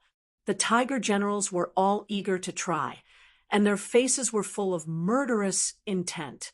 Next, the generals rushed down the city. Then, the 4 main city gates of the first city, which led to the outside world, were all opened. Then, the vast cavalry army rushed out and rushed to the barracks behind Rong Xiao's army, which was not prepared. After receiving Rong Xiao's promise of a heavy reward, the generals were full of fighting spirit. Because of this, they all wanted to make the first contribution. The generals who were supposed to be in charge of the security at the rear also moved their troops to the front. In this way, they could find an opportunity for themselves. It was precisely this kind of move that made their rear seem very empty. When the new cavalry army rushed out of the inner city, smoothly passed through the outer city, and arrived at the rear of the Ming army, they did not encounter any decent resistance at all. Although the division commanders and regimental commanders were also very curious as to why such a result occurred, they did not stop attacking. Instead, when they arrived at the rear of Rong Xiao's army and saw that the enemy's rear was undefended, one by one, they pounced forward like wolves and tigers. They did not care why such a fatal loophole appeared in the Ming army. They only knew that if they did not take advantage of the situation, they would be bastards. Since the enemy was not prepared, they only needed to charge forward. They would definitely not greet the enemy first and give the enemy time to prepare for battle. As a result, the Ming army was in a tragic situation. Suddenly, tens of thousands of cavalrymen from the 5-star army appeared behind them. It was as if the heavens had descended from the sky. Several Ming army that had reached tens of thousands of soldiers were almost defeated after being stabbed in the butt. This kind of defeat quickly affected the other Ming army nearby. Some generals even did not know what to do with their troops. Should they prepare their bows and arrows to kill the 5-star army? Or should they turn around and deal with the 5-star army that had suddenly appeared behind them? Even the generals could not make a decision at the first moment. The soldiers below were even more chaotic. Many soldiers had fled before the battle. There were also many people who were smart enough to kneel on the spot and raise their weapons high. They were already prepared to surrender. 100,000 soldiers. Although it seemed like a lot, if they really fought, it would be difficult to kill them all even after a day and a night. However, when the thoughts of surrendering and fleeing took over, it was not that difficult to deal with. In less than an hour, the army began to collapse. When the 5-star army arrived in front of them, it did not take much effort for them to easily obtain victory. The 1st Cavalry Division was the most outstanding cavalry, under the leadership of Division Commander Tian, they were the first batch of 5-star army cavalrymen to charge into the Ming army. The original 10,000 soldiers had now expanded to 20,000 under Yang Qindong's special permission. This was also their first battle after the expansion. Division Commander Tian, whose request for everyone was to perform well, especially the veterans. They had to set an example for the new recruits and let them know what it meant to be invincible and invincible. When the 20,000 cavalrymen rushed overexcitedly, they saw that the Ming army was basically defenseless. The scene of kneeling and surrendering was so spectacular and so ironic. Even Division Commander Tian, who had experienced countless bitter battles, did not know how to describe what he was seeing at this moment. Division Commander, what is going on? 1st Cavalry Division Commander Te Mu rode to Tianhu's side and scratched his head with a confused expression. Not only Commander Te Mu, but even Tianhu himself did not know what was going on. However, he was still a division commander and had been placed in an important position by Yang Qindong. His ability to adapt was still very strong. After a short moment of hesitation, he said, "Let's not care about that. We will continue the pursuit as planned. As for these captives, let the people behind us deal with them." The 1st Cavalry Division was the strongest cavalry division. What they should be doing was searching for the strongest opponent that matched their status, not standing here and receiving captives. After Tian, who gave the order, the 20,000 cavalrymen leaped over the captives and continued to charge forward as if they did not see them. Even when they passed by Rong Xiao's camp, they did not have any intention of stopping. Following closely behind were the New Army and the Liaodong Cavalry Division. They only stopped for a moment before making the same decision as the 1st Cavalry Division. They let go of the Baiming captives and continued to chase forward. Before they came, Yang Qindong had personally given the order that their opponents this time were the Walla Cavalry and the 70,000 Liaodong Cavalry of Baiming. As long as they dealt a heavy blow to them, the 5-star army would have no opponents on the grasslands in the future. This would be a great achievement. As for the Baiming captives who did not even have the will to fight, who would care about them? 3 armies passed by one after another without the slightest pause. This frightened Rong Xiao, who was in the tent. A moment ago, he was still drinking wine and watching music. However, in the next moment, someone came to report that the army was in chaos. The 5-star army cavalry appeared from all directions, and several generals had already knelt down and begged the 5-star army to surrender. The wine that he had just drunk was spat out from his mouth. Rong Xiao sat there in a daze, as if he had been struck by lightning. It was not strange for him to have such an expression. If it was someone else, they would not be any better. It was just 100,000 Ming dynasty soldiers. Even if infantry were weaker than cavalry, they should not have been defeated in less than an hour. Moreover, didn't they also have cavalry?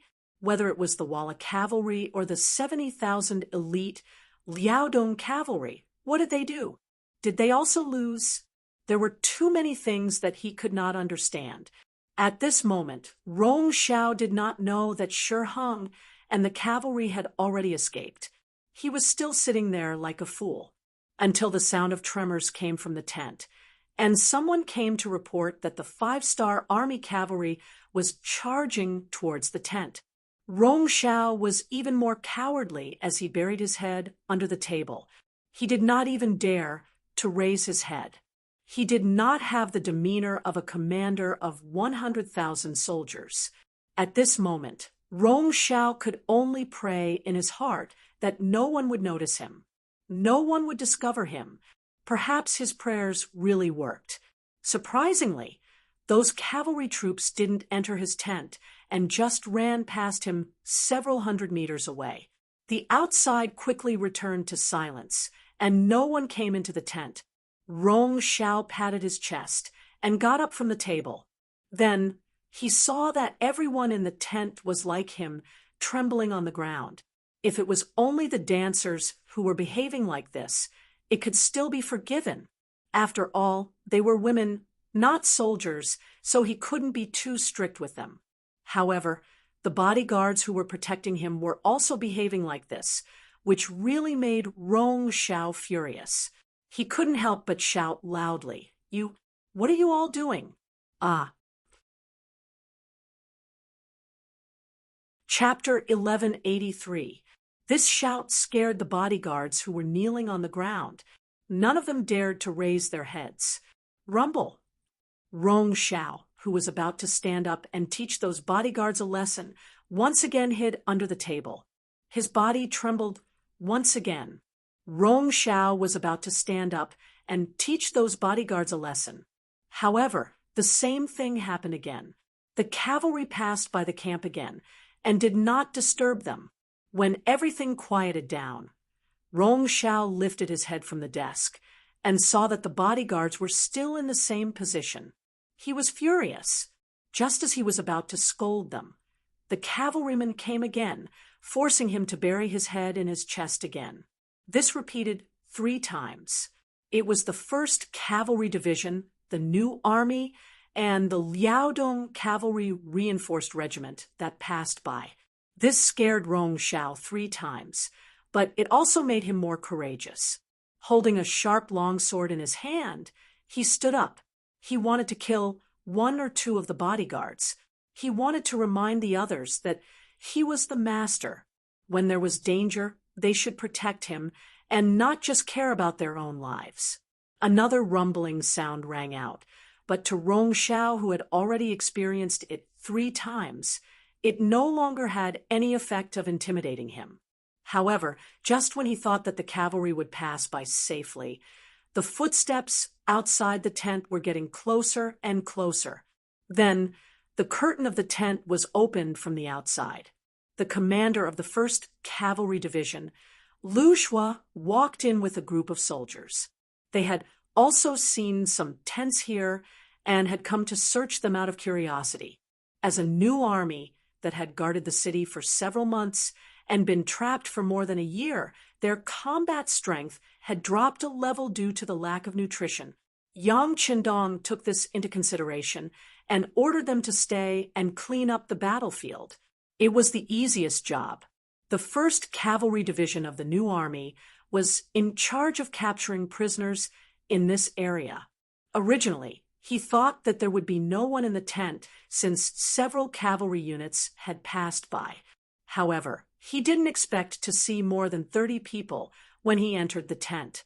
One of them was even holding a sword and standing in the middle of the tent with an angry look on his face.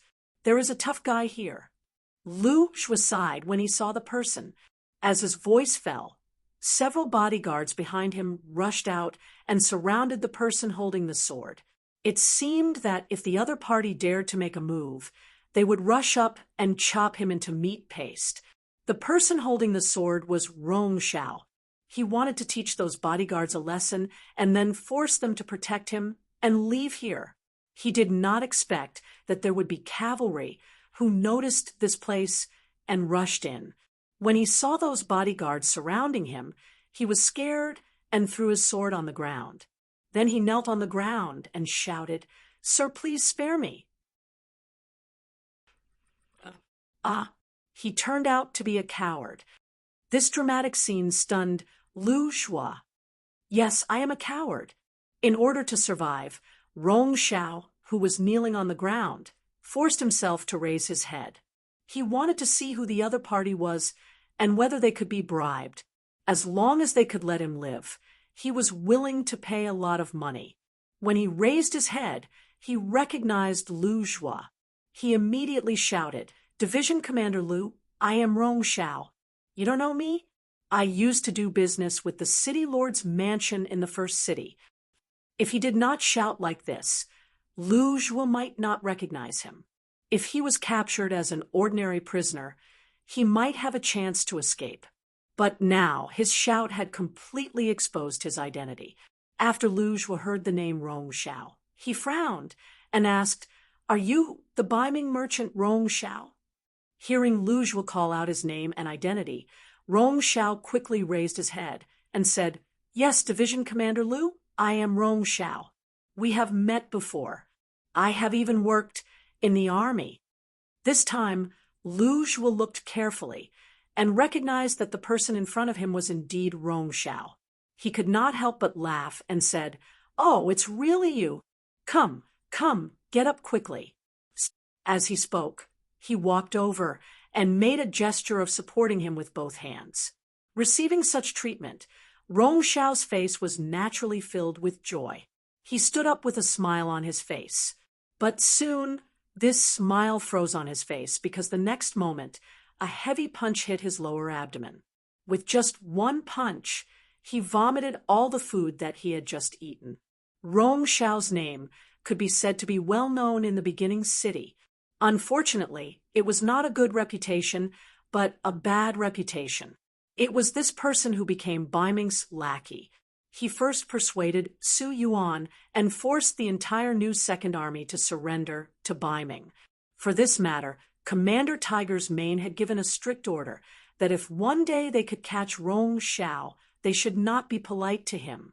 Lu Shua naturally remembered this in his heart. He thought that this person was still abusing his power in Shajing City. He never thought that he would meet him here. How could he be polite? Of course, he would teach him a lesson first.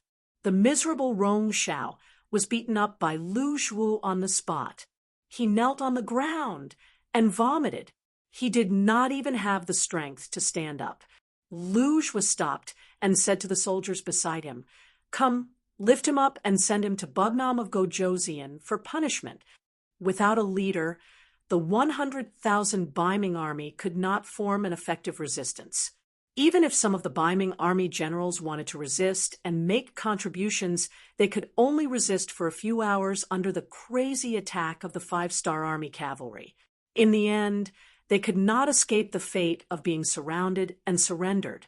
Yang Qindong appeared at the gate of the first city with 1,000 black cavalry at noon.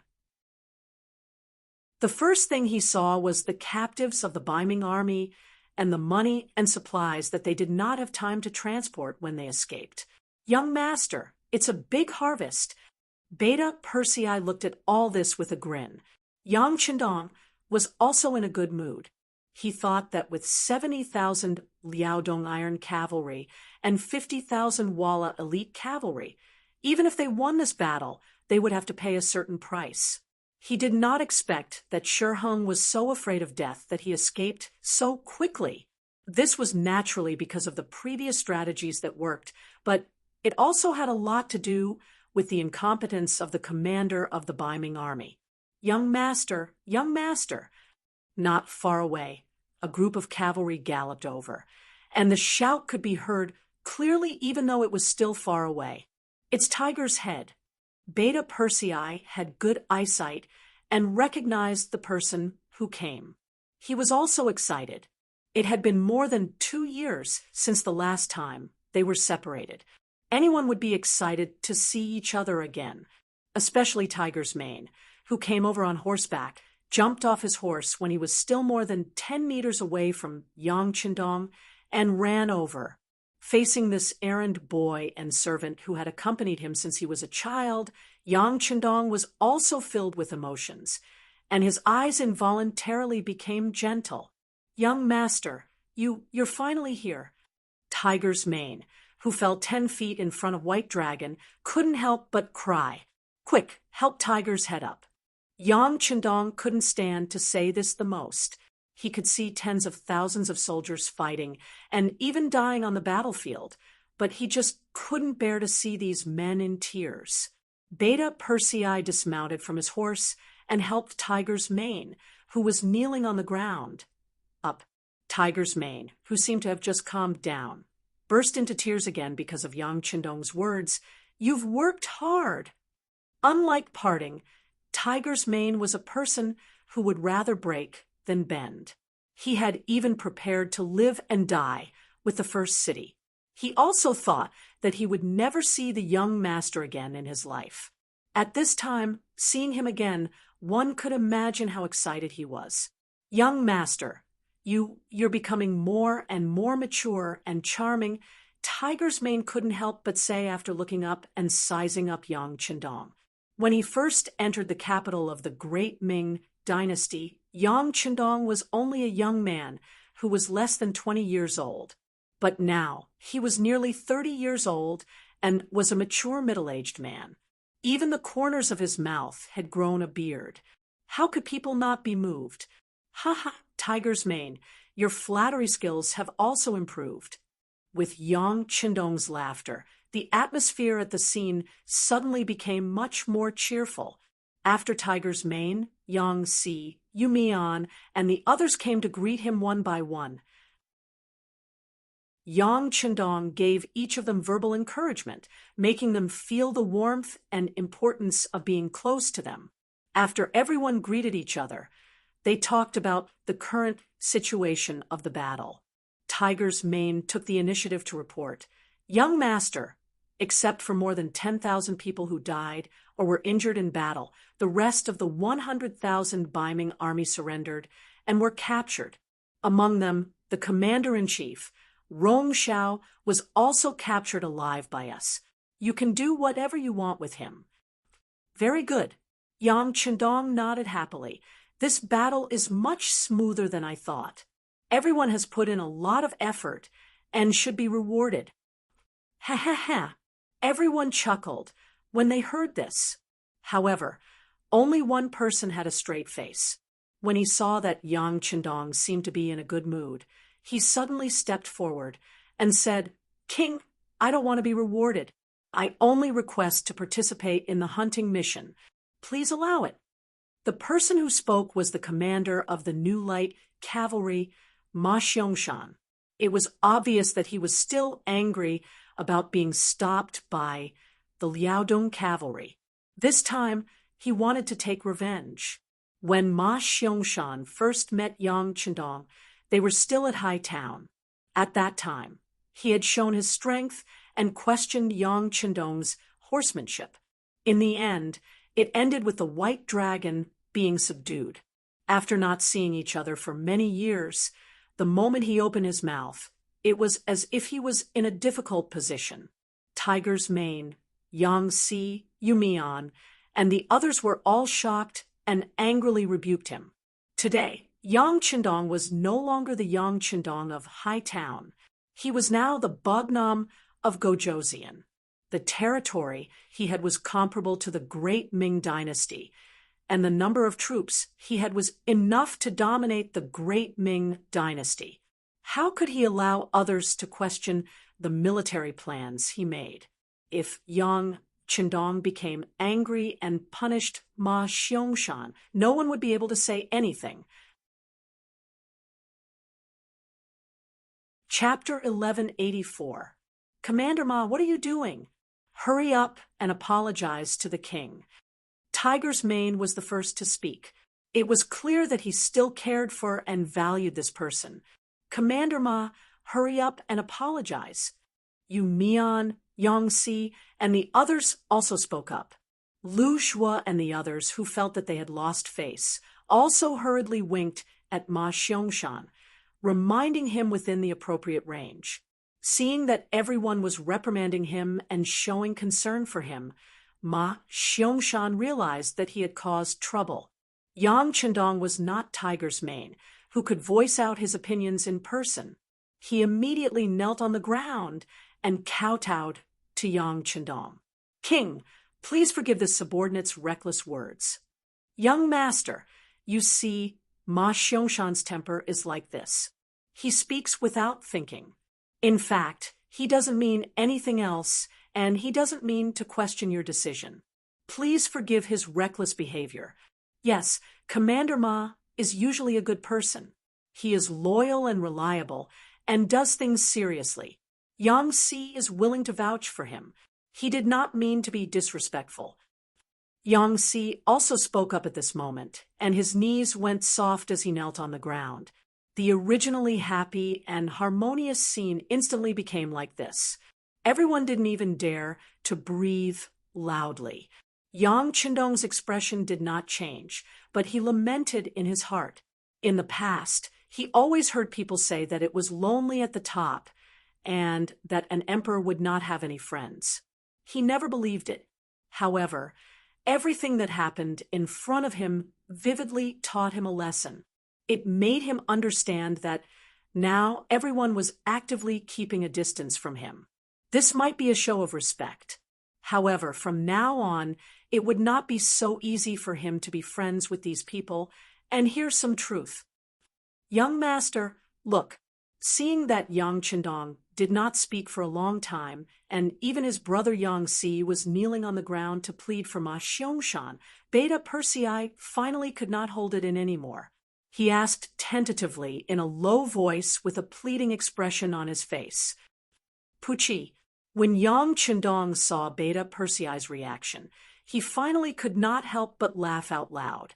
He then pointed at the crowd and said, "What are you doing? What are you all doing? Do you really think that just because I, the young master, am in a higher position, will become estranged? Commander Ma only gave a suggestion. He didn't do anything. Why should I punish him? Why don't you all get up?" Yang Chendong said with a smile on his face. Obviously, he was not angry. Tiger's Man and the others let out a sigh of relief, but at the same time, they did not deliberately remind Ma Xiangshan to thank him. Ma Xiangshan was very clear that his actions just now were very uncomfortable. This time, his apology was sincere. Your Majesty, it's all my fault. I didn't think before speaking. Thank you for your forgiveness.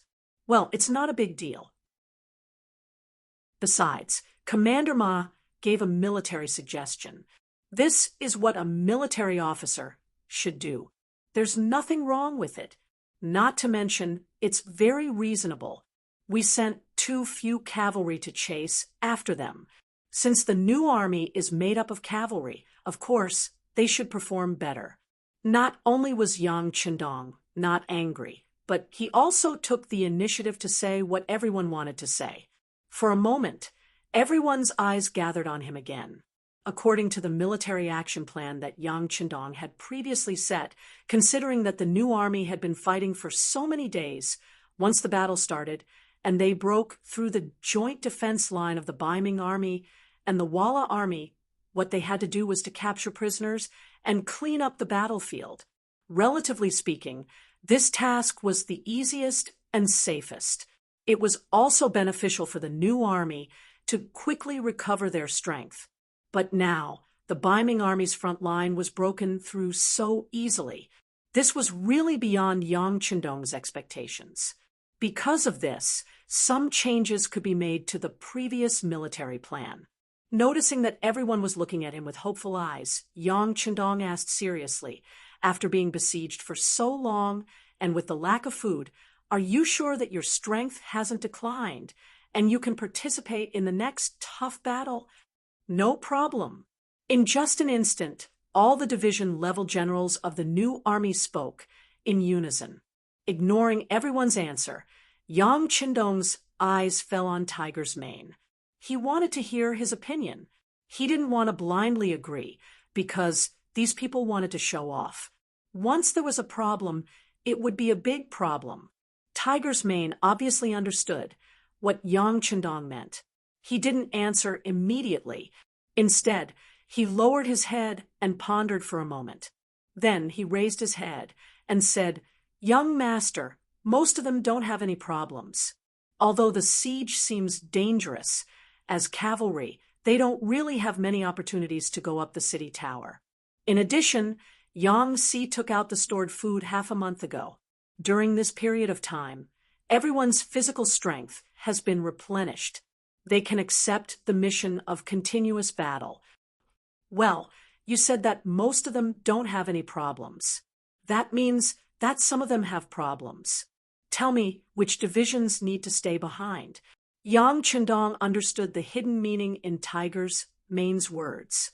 He also needed someone to stay behind to clean up the battlefield and look after the prisoners. He couldn't let the new army rush up at once. If that happened, what would happen to the safety of the beginning city? "Yes, young master. I personally think that the 1st Cavalry Division and the 2nd Cavalry Division should stay behind. The other divisions can join the battle immediately." Tiger's mane didn't even turn his head. He could even imagine that his subordinates would definitely look at him with hopeful gazes.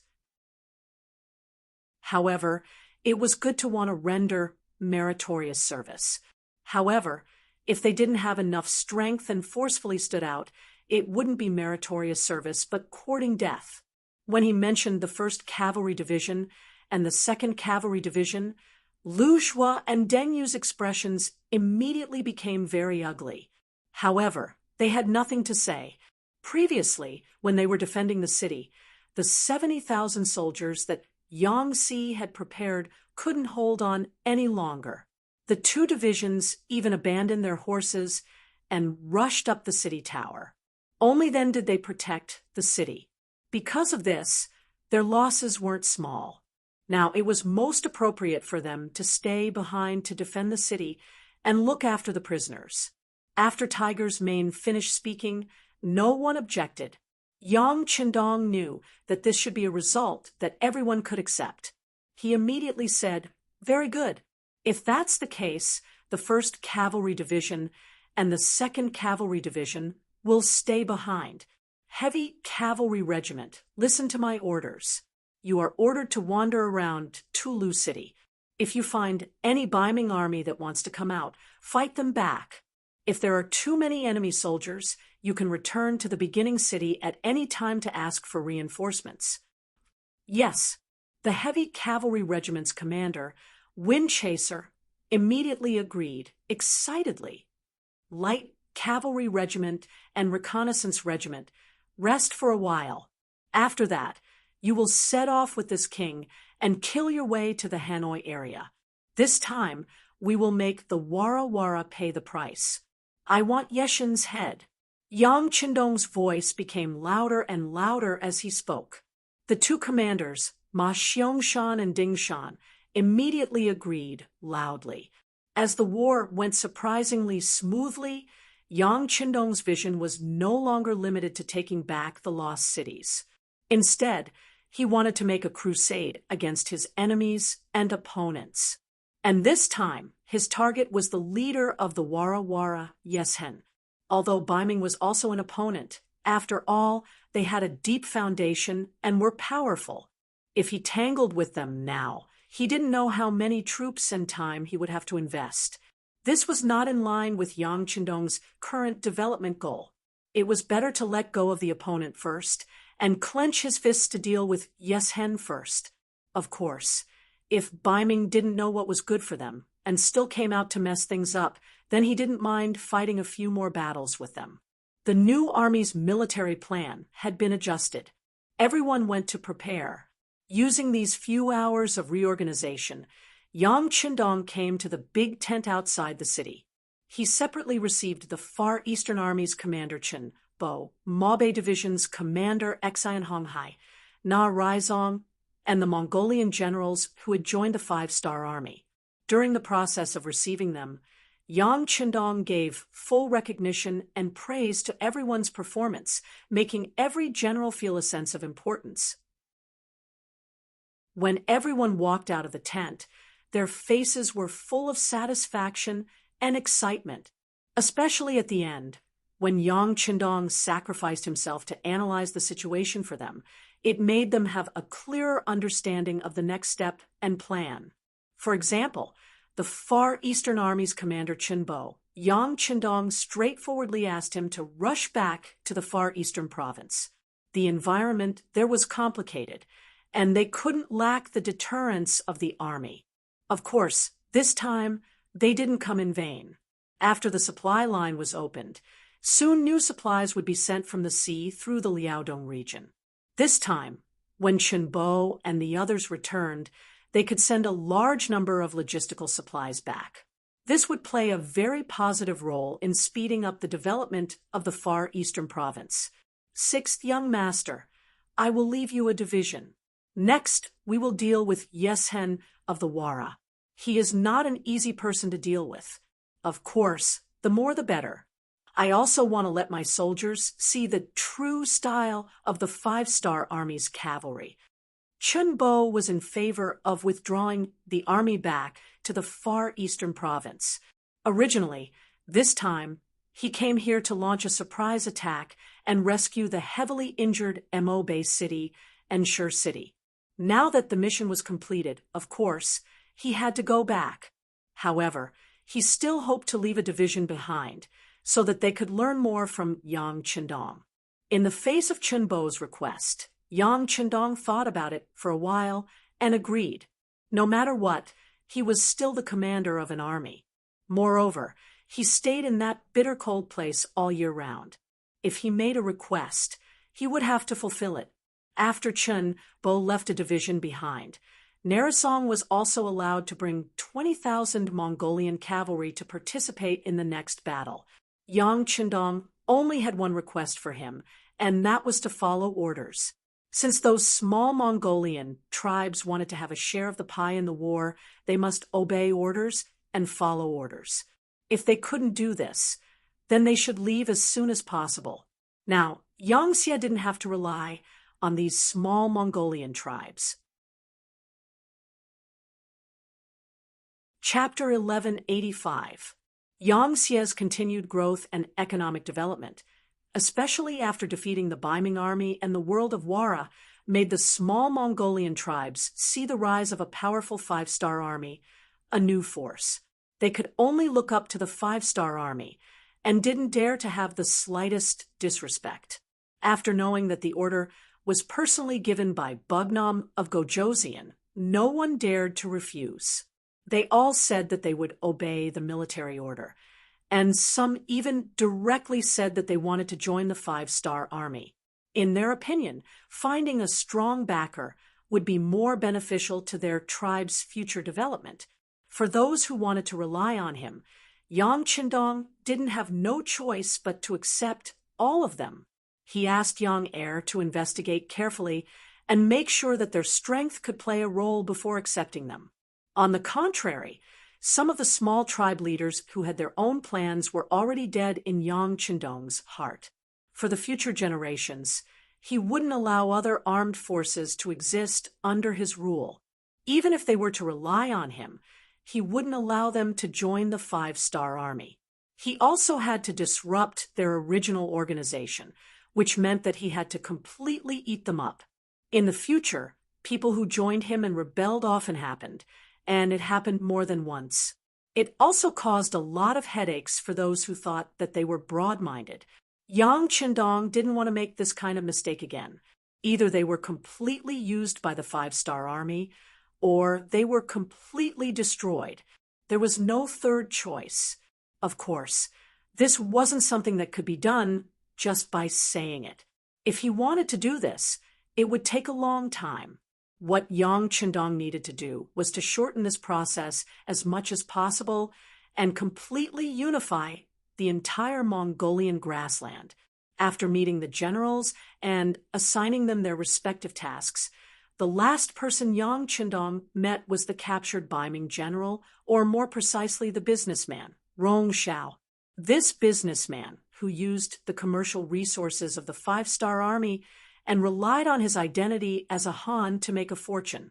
Now, he actually used the money he earned from the five-star army to deal with the five-star army. With this kind of two-faced character, Yang Qindong couldn't tolerate him.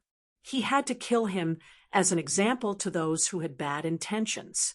Rong Xiao, who was tied up, was like a fat pig that was about to be slaughtered. He was tied to a piece of wood and carried into the tent. As he entered, a fishy stench spread throughout the tent. Beta Persei, who was standing on the side, wrinkled his nose, asked with an unhappy expression, "What's going on? Did you throw him into cesspool?" Second brother, "No, he was so scared that he peed and pooped. I just gave him a simple wash, but I didn't expect him to pee again." Longwei's captain, Ba Daojiang, who was responsible for bringing him in, said with a face full of disdain, "Humph, you dare to make an enemy out of our five-star army with just this little bit of ability?" Knowing that this was all because Rong Xiao was too cowardly, Yang Heir snorted unhappily. Yang Qindong's expression was normal. In the past, in order to complete a mission, he had come into contact with all kinds of environments. It was just some strange smells. It really didn't make him feel any discomfort. He first looked at Rong Xiao, who had fainted from fright, and nodded. "Come, wake him up." Splash! A large bucket of cold water was then handed over to Rong Xiao. A wave of coldness directly stimulated him, causing him to struggle and shout loudly. "Ah, don't kill me! Don't kill me! I'm willing to surrender to the five-star army. I'm willing to serve the grandfathers of the five-star army." Rong Xiao really didn't have a backbone. If it was said that he was tortured by Longwei for a period of time, he was already scared out of his wits at this moment, and he couldn't help but shout when he woke up. After shouting for a while, he found that no one was paying attention to him. Only then did he have the courage to open his eyes and look at the surroundings. He saw Bugnam of Gojoseon, Yang Qindong, sitting at the head of the tent wearing a golden robe. Ah, Bugnam of Gojoseon. Rong Xiao, who was once met by Yang Qindong because he was a businessman, immediately recognized Bugnam of Gojoseon's identity, and his eyes flashed with panic and surprise. Speaking of which, he felt sorry for Bugnam. Now that Bugnam of Gojoseon had found him, he was not afraid, but he believed even more that the king of hell was easy to meet, and the little devils were hard to deal with. Compared to those Longwei who used various means to deal with him, he believed that Yang Qindong should be easier to talk to because people with such an identity would not take him seriously. As long as the other party was happy, he might be let go like a fart. Thinking of this, Rong Xiao, who was lying on the ground, suddenly got up and came to a place 5 meters in front of Yang Qindong at a fast speed. He kowtowed to the ground. Bugnam of Gojoseon, I was wrong. Please be magnanimous and spare my life. I promise that the Rong family will completely obey your orders in the future and work for the 5-star army. I will be your dog in the future, and I will bite whoever you ask me to. By the way, our Rong family has been doing business for generations, and we have a lot of connections in Ming. If you want to do something, we will definitely do it well and won't let you down. I only ask that you spare my life to show your magnanimity and magnanimity. I believe that many people will join you. Rong Xiao deserved to be a businessman. When he said these words, he didn't even stutter. It was as if these words had been rehearsed by him many times in his heart. The Rong family had indeed been doing business for generations. They had experienced being looked down upon by others at the beginning, and now they had a wide influence. Otherwise, they wouldn't have been conferred the title of general and could lead 100,000 soldiers just because they had done one thing. It was a good thing for the 5-star army and Yang Qindong to have such a congenial person. With them around, he would be able to gain a better understanding of the northern Ming dynasty, or if it was another person, he would nod and agree. Unfortunately, he met Yang Qindong. It was because of Rong Xiao that the new Second Army had experienced a tragedy. Even among the captives in the Battle of the First City, many people who were originally from the new Second Army had been captured. Some of them had really betrayed Ming, while some of them hadn't. It was just that the environment had forced them to work hard for Ming in order to survive. It was because of Rong Xiao that the commander and the others had experienced a humiliation that they would never forget in their lives. This kind of approach was often more uncomfortable than killing them. If it weren't for Yang Qindong's enough trust in the commander, he and the entire new Second Army would not have a good ending. It was because of Rong Xiao that the 100,000 people in Shajing City and Jingzhou City had not seen the sun for several months. The happy smile on their faces in the past had disappeared. Instead, they were living like walking corpses. No one wanted to experience the feeling of going from heaven to hell again. It was because of Rong Xiao that the guard captain, Wu Xiaoyi, had to die to show his loyalty. Such a loyal person who protected his master was killed by this villain in front of him. It was because of Rong Xiao that the two cities had to temporarily rely on Ming in order to survive. Because of this, Ming and the War of Wara had no scruples and could besiege the first city. So many good soldiers had died tragically. It was because of Rong Xiao. There were many more that Yang Qindong didn't want to say or think about. And all of this was because of Rong Xiao's personal reasons. In the face of such a person who could be said to have committed a heinous crime, even if there was a flower in the sky, how could he forgive him? Compared to the benefits of getting along well with the Rong family, if Rong Xiao didn't die, how many people would be disappointed? How could he face the heroes who died in the defense of the first city and the soldiers of the new Second Army? Rong Xiao must die. This was the ending that no one could change, but he shouldn't die here, but in Shajing City.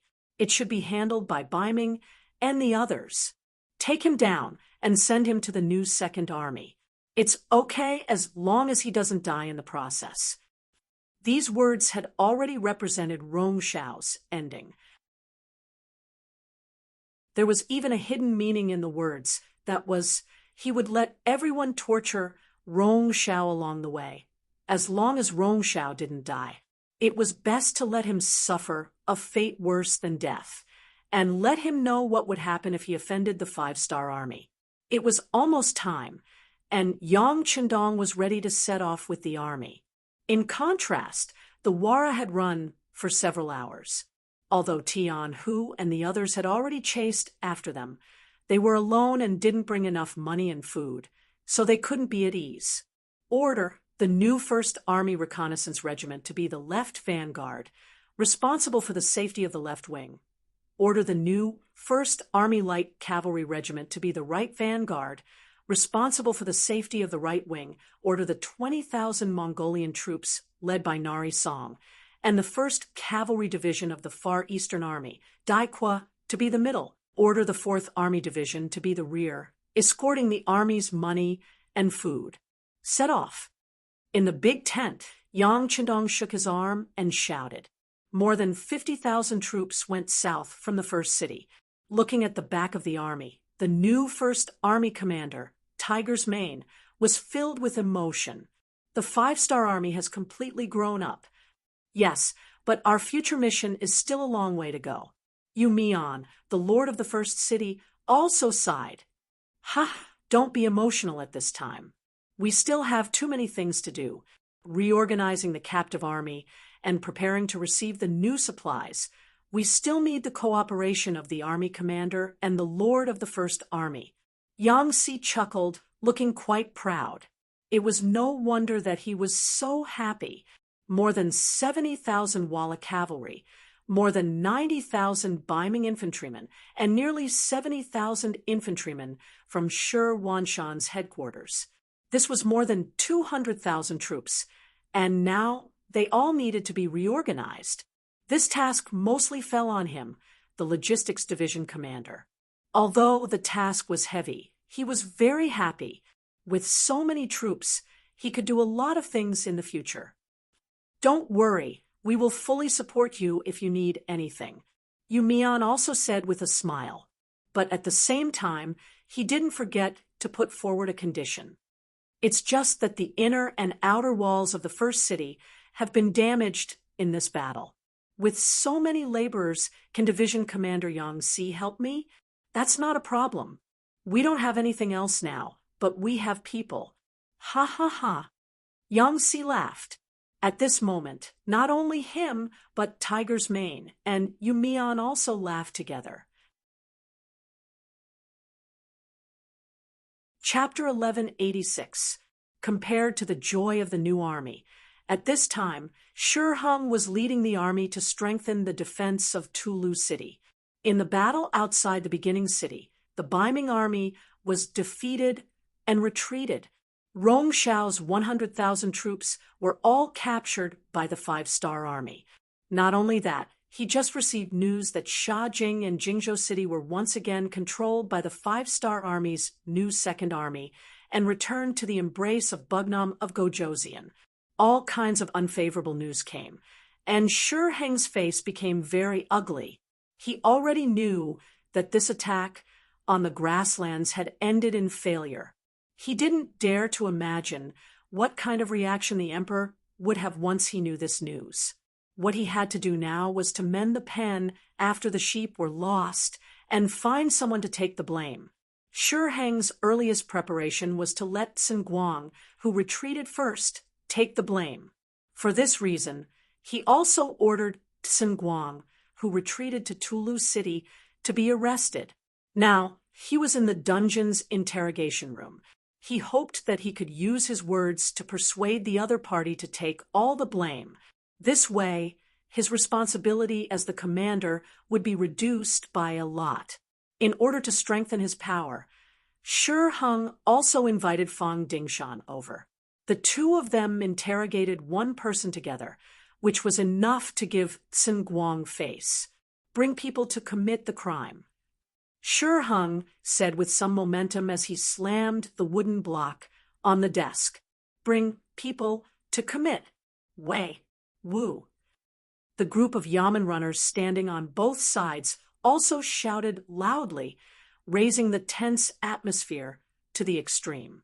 In the midst of the shouting, Sun Guang, shackled and shackled, walked into the hall under the protection of two bailiffs. Although he was still far away, the clattering sound could be heard. The shouts continued, as if to create an extremely tense atmosphere. Shi Hung, who was sitting behind the desk, was already waiting to see Sun Guang's current appearance. Sun Guang's face would definitely turn pale, and he would kneel down and beg for mercy the moment he saw him. If that was the case, wouldn't Sun Guang have to say whatever he wanted him to say? The greater the expectation, the greater the disappointment. Sun Guang finally appeared, but he did not show the slightest sign of fear. Instead, he looked lazy and sleepy. When he saw Shi Hung and Fang Dingshan, he even yawned and said with a smile, "Sai, even if I caught the wrong person, I shouldn't have let Marquis and General Fang come here personally. I'm really flattered." He did not seem to be afraid at all. On the contrary, he was so calm. In the eyes of Shi Hung and Fang Dingshan, they were surprised. The two of them first looked at each other. After confirming that the person who came was Sun Guang, Shi Hung suddenly picked up the wooden block and said, "Sun Guang, don't pretend to be crazy here. Marquis is asking you, do you know your crime?" The sound of the wooden block reverberated in the interrogation room. It was quite imposing. However, this was nothing to Sun Guang, who was like a hob. He could even laugh and said, "Crime? What crime have I committed?" "You." Shi Hung was really angered by Sun Guang's shameless behavior. He pointed at him and said, "You led the troops to retreat without a military order, which led to our defeat in the Battle of Beginning City. Isn't this enough to sentence you to death?" "What? Is there such a thing?" Sun Guang said with an obedient look. "What? You dare to do it, but you don't dare to admit it? Deputy Commander Sun, this is not what a man should do." Fang Dingshan, the deputy judge at the side, finally spoke. He could not stand the kind of generals who fled in the face of battle. They were obviously not very capable, but they were in a high position. Such people were like vermin and were really hateful. Facing Fang Dingshan's interrogation, Sun Guang was also not anxious. "General Fang, who are you talking about? From what I know, when faced with the charge of the 5-star army, you didn't even fire a single arrow before retreating. Could it be that your actions are what a man should do?" At this moment, Fang Dingshan's face flushed red. He was actually being questioned in return. He was not as thick-skinned as Sun Guang, who could be indifferent in the face of questioning. Although he was greedy for money, he also cherished his reputation. He immediately said, angrily, "Bullshit!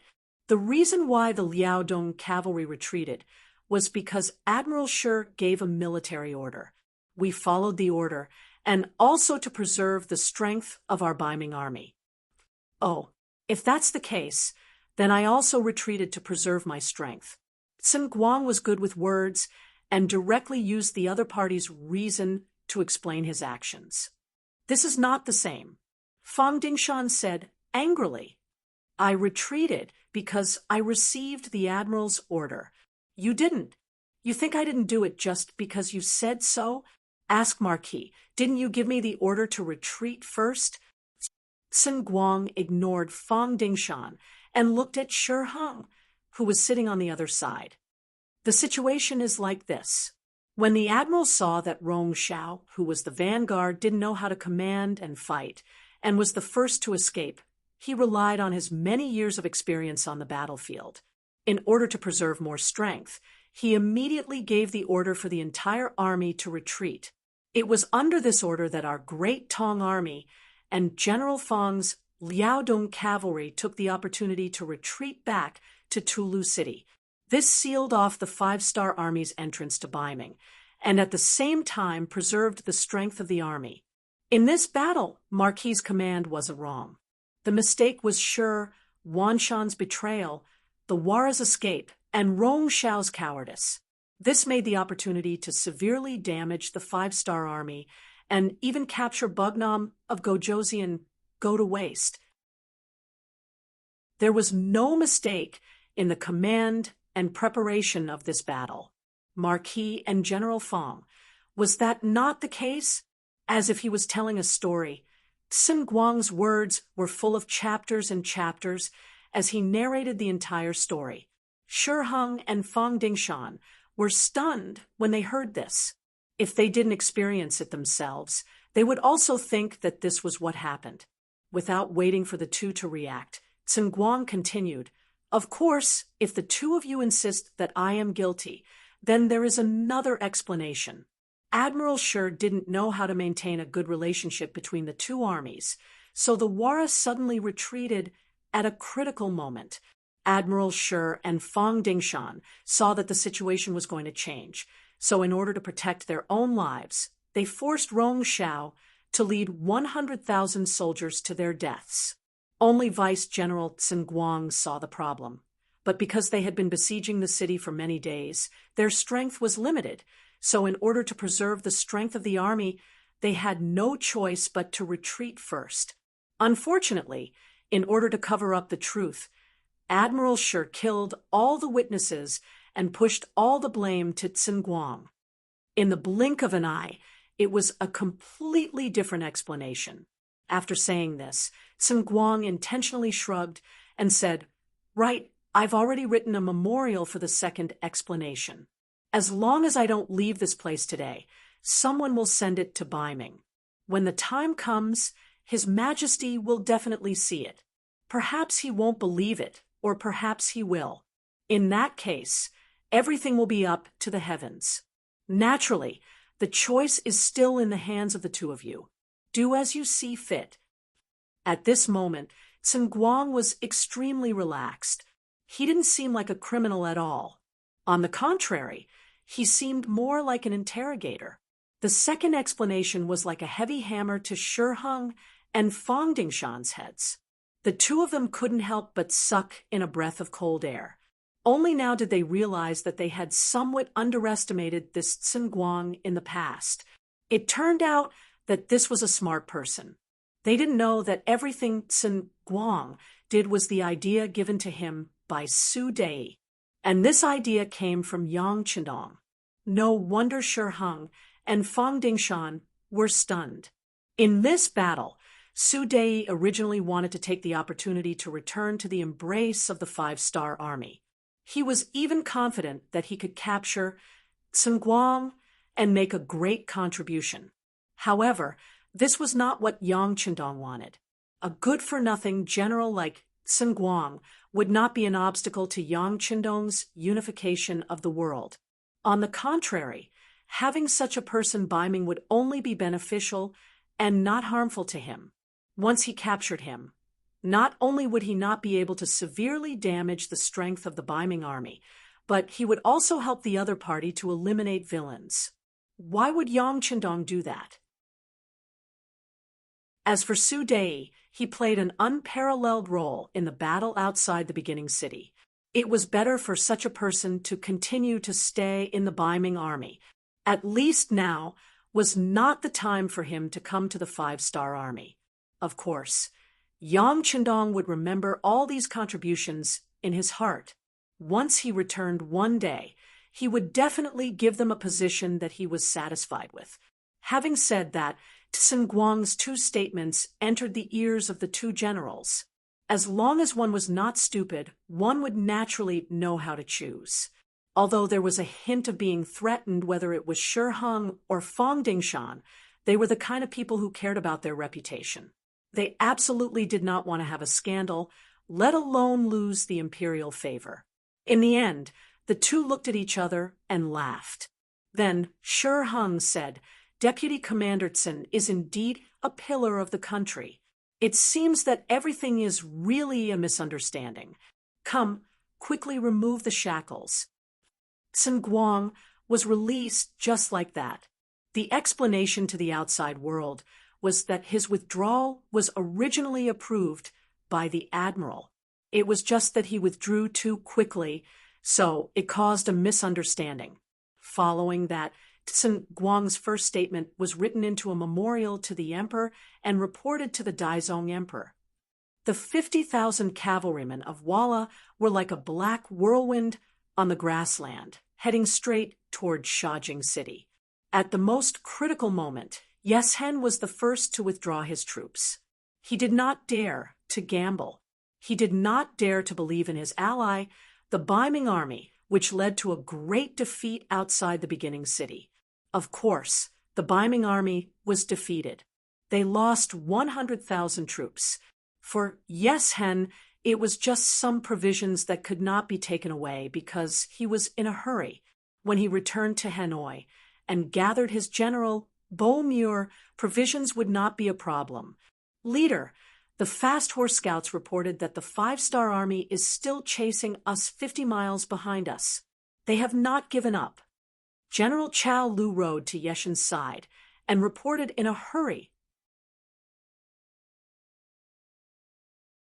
Chapter 1187. They're still chasing? How many people do they have?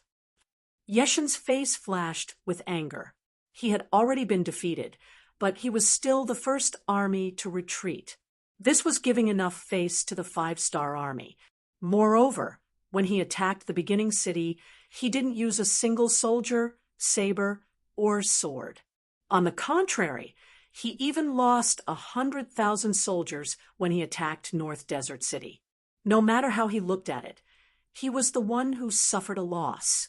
Why was the 5-star army so tightly holding on to him and not letting him go? Replying to the leader, they have about 50,000 people. They have more people than us. Among them, there is also the existence of the most elite existence, like the 1st Cavalry Division. When Chao Lu answered these questions, he felt a chill down his spine. Unlike Ming and Southern Ming, where most of the soldiers were infantry, the 1st Cavalry Division was in the limelight in the grasslands where the majority of the soldiers were cavalry. It was not something that other tribes and forces could compare to. A person's name was like a tree's shadow. For many people in the grasslands, the 1st Cavalry Division represented a destructive existence. Continue to retreat. When he heard that the other side had more people than him, and that there was the existence of the invincible elite existence like the 1st Cavalry Division, Yeshen lost the desire to compete. He helplessly shook his head and gave the order to continue the retreat. Reporting, just as Yeshen gave the order, the fast horse scout in front of him came in front of him again. Reporting to the leader, there is a group of cavalry with the banner of the 5-star army 30 miles in front of us. They are blocking our way. There is 5-star army cavalry in front of us. Yeshen was shocked by this news. Leader, it should be the 5-star army's new 2nd army. Chao Lu thought of something and whispered to Yeshen. Slapping his forehead, Yeshen nodded. That's right, it should be them. Humph, the useless Ming. After conquering 2 cities, don't they know how to completely destroy the new 2nd army? Now, they've become popular again. Yes, the Ming army is too incompetent. But Chief, now that they are targeting us, what should we do? Chao Lu was also complaining about the incompetence of the Ming army, but now was not the time to complain. Instead, he had to face the problem. What else can we do? Let's split up and meet the enemy. The rest of the cavalry will circle around them and rush back to Hanoi. Helplessly, he said, in the past, if a mere new 2nd army dared to stop 50,000 elite cavalrymen from Wara, Yeshen would definitely teach them a lesson. But now, he couldn't take such a risk. Once his main force was entangled with the enemy, the 5-star army cavalry would catch up to him. If that happened, he wouldn't be able to escape even if he wanted to. This was to strengthen the soil and break the wrist. Chao Lu asked carefully, Chief, how many people should we send to meet the enemy? Everyone knew that the cavalrymen sent to meet the new 2nd army would never return. But the number of people was the key. If there were too few, it wouldn't be effective. If there were too many, the losses would be too great. It was not a good choice. Send 20,000 soldiers. After all, the new Second Army's strength is greatly damaged. If we send more people, they might be able to rush out and meet up with us in Hanoi. Yes Hen was indeed an ambitious person. Without even thinking about it, he betrayed all 20,000 of his men. The so-called sending more people to defeat the new Second Army was just an excuse. In the end, Yes Hen was afraid that if he sent too few people, they wouldn't be able to entangle the new Second Army and affect his escape plan. Chow Lu was naturally aware of this point, but this was the chief's order, so he had to carry it out. He immediately agreed and went to make the arrangements. We'll leave from the sides. Yes Hen said with heartache. When they came with 150,000 soldiers. But when they returned, they only had 30,000 men and horses. They even lost their provisions. This was an undeniable defeat.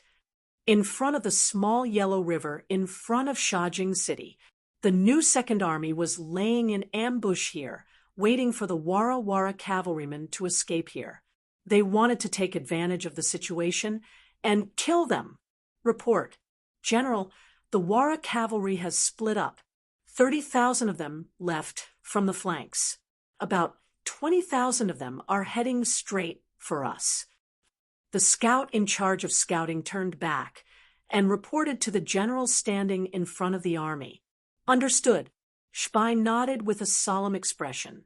Obviously, this situation was completely within his expectations. The enemy has split up, so the pressure on us has decreased a lot. Now we're only dealing with 20,000 cavalrymen. Everyone must cheer up and show the might of the new Second Army. Yes, Kongji and the other two division commanders replied loudly. In fact, even if there were 20,000 Walla cavalry, it would still be a huge pressure for the new Second Army. After going through so many things, the new Second Army was now short of an infantry division, and the other three divisions were not complete. At most, there were only 18,000 soldiers. Moreover, the number of horses in the army was not enough. Many of the original cavalrymen had to be converted to infantry because of the lack of horses. Kongji looked at his subordinates, who were supposed to have more than 8,000 cavalrymen, but now there were only about 4,000 cavalrymen and 2,000 infantry. He couldn't help but curse. It's all because of those damn Ming. They stole our horses. Otherwise, with the strength of the new Second Army, it would be easy to deal with 20,000 cavalrymen. Okay, Mr. Kong, don't complain. Save some strength to deal with the enemy. Go and check on the preparation of the bows and arrows. She understood Kongji's frustration. How could he not be the same? However, this was a war. It was not a war where two people could curse each other. It was not a war where one could win by talking. Although Su Yuan betrayed the Five-Star Army and ended up with his corpse, he still did some good things. For example, a large number of military supplies were stored in Shajing City. Among them, bows and caltrops were the most abundant, considering that the most likely enemy on the grassland was the cavalrymen. The Ming army was well prepared.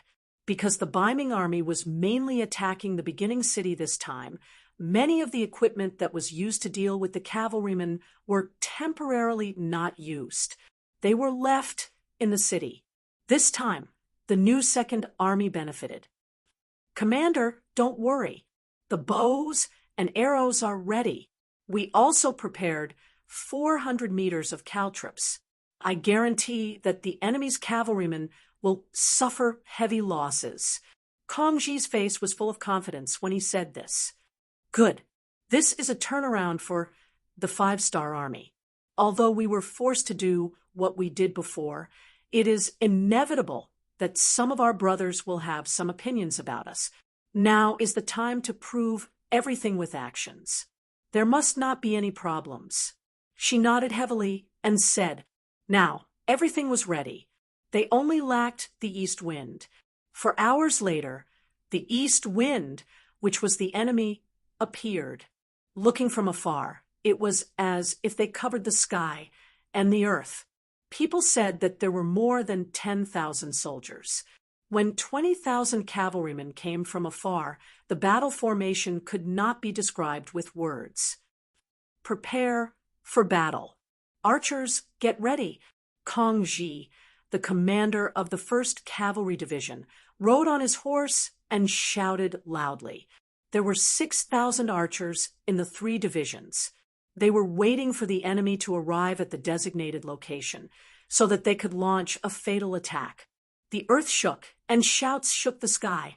20,000 elite cavalrymen of the Walla Empire came from afar, shouting slogans that only the people of the grassland could understand. When the distance between them was still 800 meters, they began to perform all kinds of equestrian tactical movements.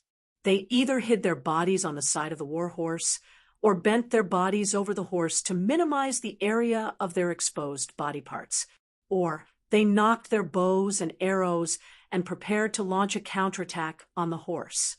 This was an evenly matched battle. There were no tricks to be played. The reason why it was said to be evenly matched was because the Walla cavalry had the advantage in terms of numbers. It was just that they had limited time to fight. If it wasn't for the fact that the elite cavalry of the 5-star army were rushing over, the 20,000 Walla cavalry would not have used such a method of charging. Instead, they would have attacked from the left, middle, and right. Only then would they be able to maximize their advantage in numbers. However, time did not allow for it. They had no choice but to use the wolf pack tactic. The so-called wolf pack tactic could also be called a swarm. It was like a pack of wolves. Once they saw the target, they would tear it into pieces and finally complete the mission of killing and defeating the enemy. It could be said that the ancient cavalry battles were very dangerous. It was about the coordination of tactics, the advantage in numbers, and the use of geographical and weather conditions. Of course, the morale of the 2 armies and the weapons used would also directly affect the final result of the battle. As for the battle between the 2 armies, it was almost impossible for both sides to fight. Unless it was under special circumstances, neither side would choose to do so. It was very difficult to train a general. It required a lot of resources and time. How could they sacrifice themselves in a battle like this? This was just something that movies and TV dramas did on purpose. The 20,000 Walla Army's cavalrymen were approaching step by step, and their speed was very fast. Their forces were also very scattered. It gave people a feeling that they did not know where to start. It was as if the attack was not the main point, and the attack was the main point. This was the essence of the wolf pack tactic. It made the opponent confused and could only choose to attack. In this way, if they did not deal with it well, they could be defeated like a mountain. The reason why the Walla cavalry chose to attack like this was because they had the advantage in numbers. They were thinking of ways to expand their advantage and achieve the military goal of winning the battle. Archers scatter. 300 in a squadron, 100 in a small squad. Adopt a stacked attack. Kong Ji was not someone to be trifled with. Seeing that the opponent was about to expand their advantage in numbers, he was not willing to let it go. He immediately adopted the corresponding countermeasures. Chapter 1188. After the order was given, the 6,000 archers were divided into 20 formations. Each formation had 300 archers, and 100 archers would fire at the same time.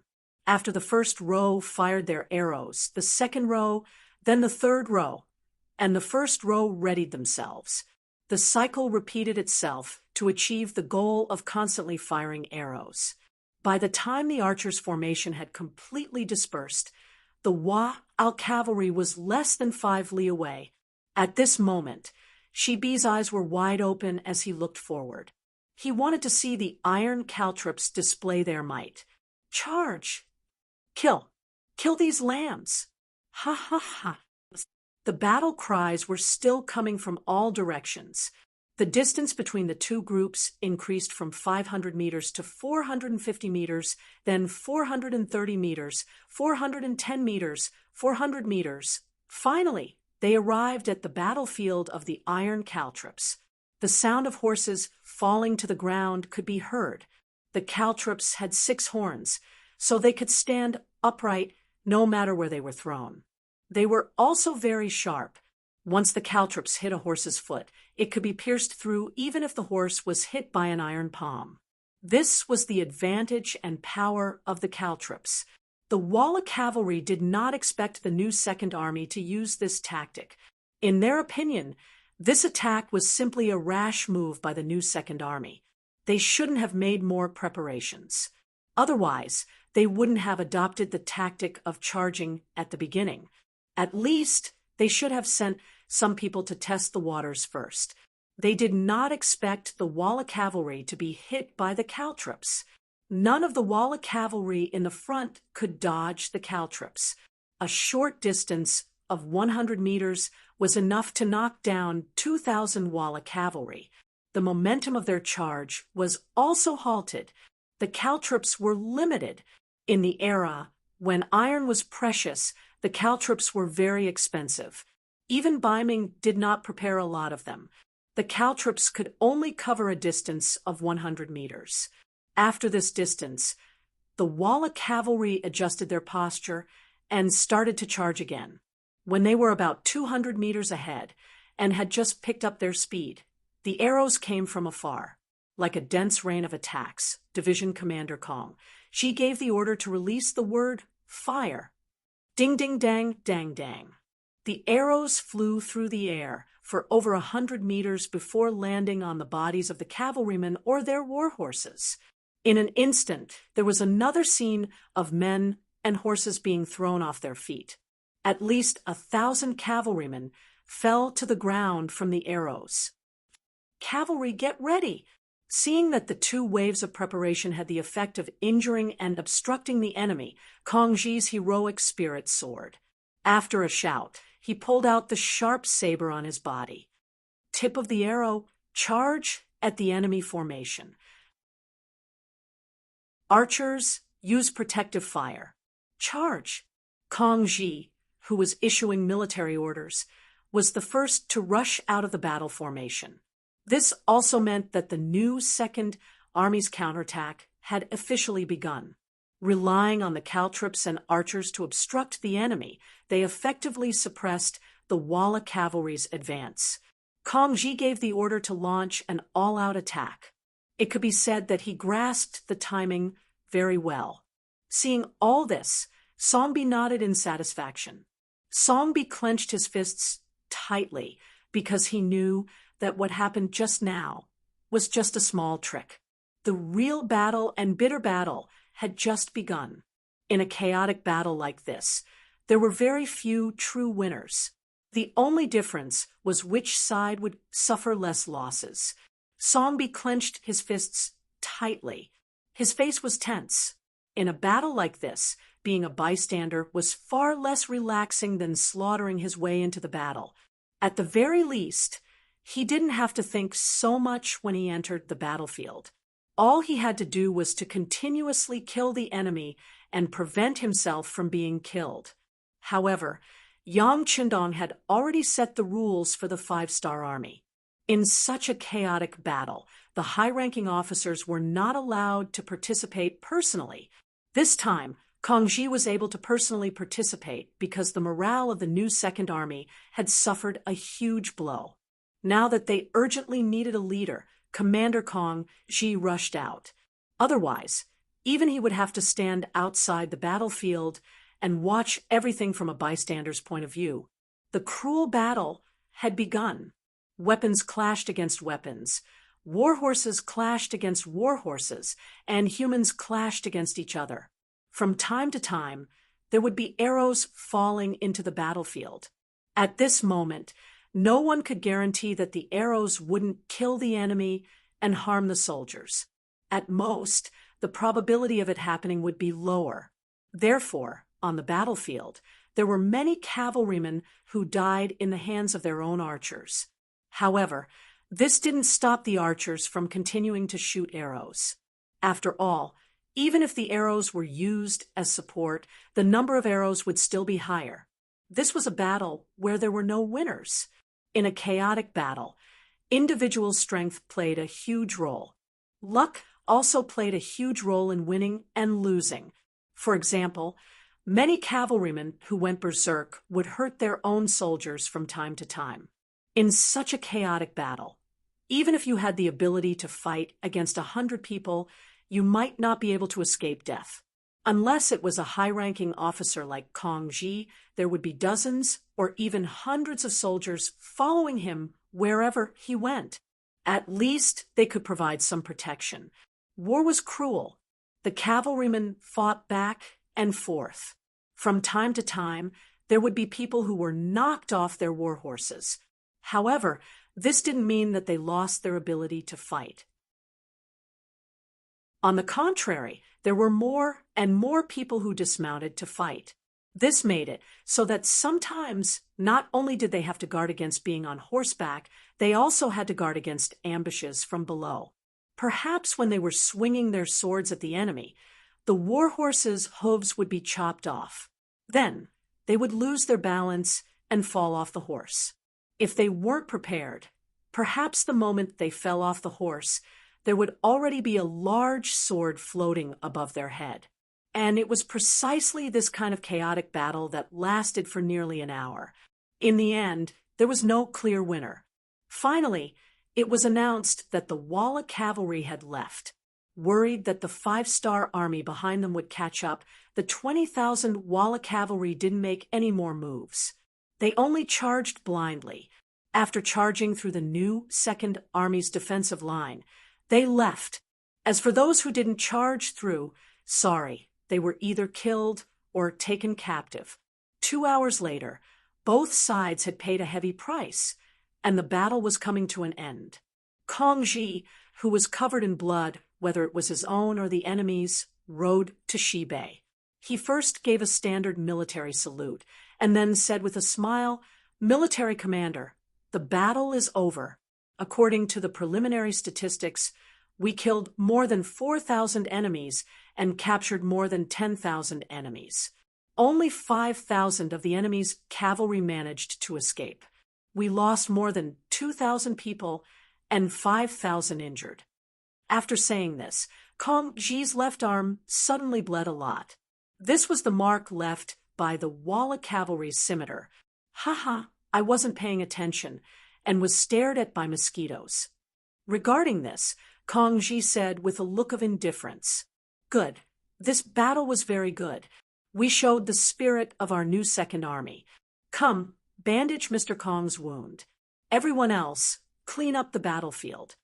Seeing that the blood was still flowing and didn't seem to have any intention of stopping, Shibei hurriedly shouted. Kong Ji went to rest, leaving behind many soldiers to clean up the battlefield. About an hour later, a large number of 5-star Army cavalry came from the distance. Among them, the brothers of the 1st Cavalry Division were at the front. As the division commander, Tian, who took the lead and led a group of people to the front. When he saw the mess on the battlefield, the corpses that littered the ground, and the blood that dyed the plains red, he could not help but nod his head. He could feel that the new 2nd Army must have used all their strength in this battle. "General Tian, thank you for your hard work." Shibei led a group of officers of the new 2nd Army to welcome him. "Commander Shibei, thank you for your hard work." There must have been a lot of casualties in this battle. Tian, who immediately saluted, and then asked with a look of concern. Everyone knew that the new 2nd Army had just gone through an unforeseen event. Originally, the organization wasn't complete. Now that they had to fight such a fierce battle, it was already very difficult for them. Fortunately, our new 2nd Army isn't made of mud. We can hold on. Division Commander Kong Ji was afraid that the new Second Army would be looked down upon by others, so he took the initiative to stand up and answer. Sigh. However, Shibi waved his hand at Kong Ji and said to Tian, General Tian, this is the division commander of the new Second Army's 1st Cavalry Division. Kong Ji, he is a bit straightforward. If he said anything that offended you, please don't take it to heart. The reason why he called Tian, general instead of division commander, was that he was a major general. This was not something that an ordinary division commander could compare to. In fact, compared to his position in Bugnam of Gojoseon's heart, he was probably even lower than an ordinary division commander. Shibi was able to become the commander of the new Second Army in a way that came later, not only because his ability to command the army was good, but also because his EQ was very high. This could be seen from this conversation. Oh, it's Mr. Kong. Sorry for the disrespect. Tianhu smiled indifferently. Then he looked at Shibi and said, I, Tianhu, am not that petty. We are all comrades, so I won't take it to heart. And I really admire the new Second Army. At least, if it were our 1st Cavalry Division, we wouldn't be able to do it no matter what. Tian, whose words were not meant to belittle them, they were all from the bottom of his heart. Yang Chendong said that the 1st Cavalry Division was the strongest cavalry brigade. They were an existence that would rather break than bend. In their division, there were only soldiers who died in battle. There were no kneeling captives. This was also their characteristic. General Tian is really praising us. We were also forced to do it. When talking about the past, there was a trace of shame on Shibi's face. No matter what, it's good to be able to persevere and hold on. How about this? We also seized 5,000 war horses during the Battle of the First City. Now, we will give them to the new Second Army. Take it as the 1st Cavalry Division's sponsorship to our brother's army. Please accept it, Commander Shibi. Tian, who also laughed, and then gave a generous gift. Chapter 1189. The 1st Cavalry Division always had 2 horses per person when they were on the road. If there were more, it would be difficult to take care of them. But how could they not pick up the horses that were abandoned on the road? And because they were at the front, they picked up some good stuff. Now that they had nowhere to put the horses, they decided to give them to the new Second Army.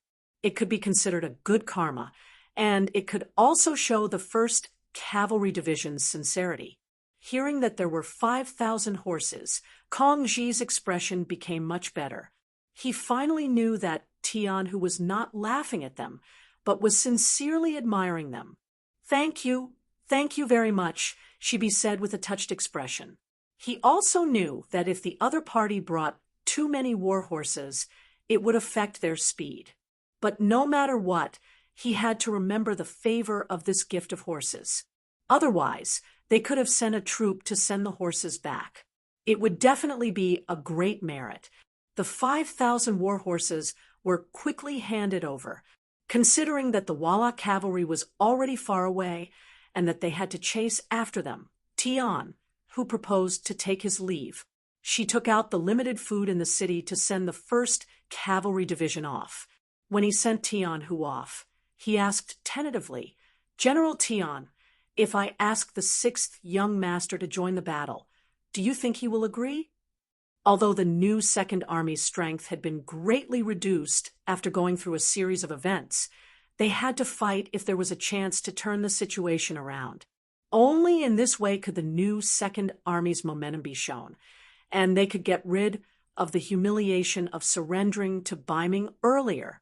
Tian, who naturally saw this clearly, so he did not choose to remain silent. Instead, he said after thinking for a while, those 5,000 horses can be used as entrance tickets if they are properly trained. Oh, thank you, General Tian, for reminding me. She was stunned at first, but then he understood the meaning of these words. Obviously, Tian, who was reminding him that as long as there were enough cavalry and enough elites, they would have a chance to participate in the battle against the Walla. The 1st Cavalry Division finally left, seeing the departing army. Division Commander Kong Ji sighed and said, "I didn't expect the division commander of the world's #1 cavalry division to be so humble. He doesn't have any arrogance at all. Also, he has sincerely helped our new Second Army." You're right. General Tian is indeed a straightforward person. Perhaps his vision has long surpassed ours. In his eyes, he wants to conquer the world with the 6th young master. Only such a person is worthy of being the commander of the 1st Cavalry Division.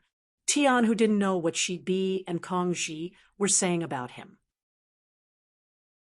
At this moment, he was hurrying on his way to the battlefield as he called the 5 commanders over to assign them combat missions. When we march, we must put the scouts further away. Do you remember how we were ambushed by the 6th young master? At that time, it was all thanks to the 6th young master showing mercy. Otherwise, our 1st Cavalry Division's reputation would have been tarnished. Therefore, I want to tell everyone that there's always someone better than you. Any actions or thoughts that look down on your opponents are unacceptable. If anyone dares to have such thoughts, then get out of the 1st Cavalry Division.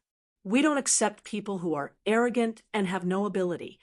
When he said this, Tian, whose face was solemn, and he was very serious.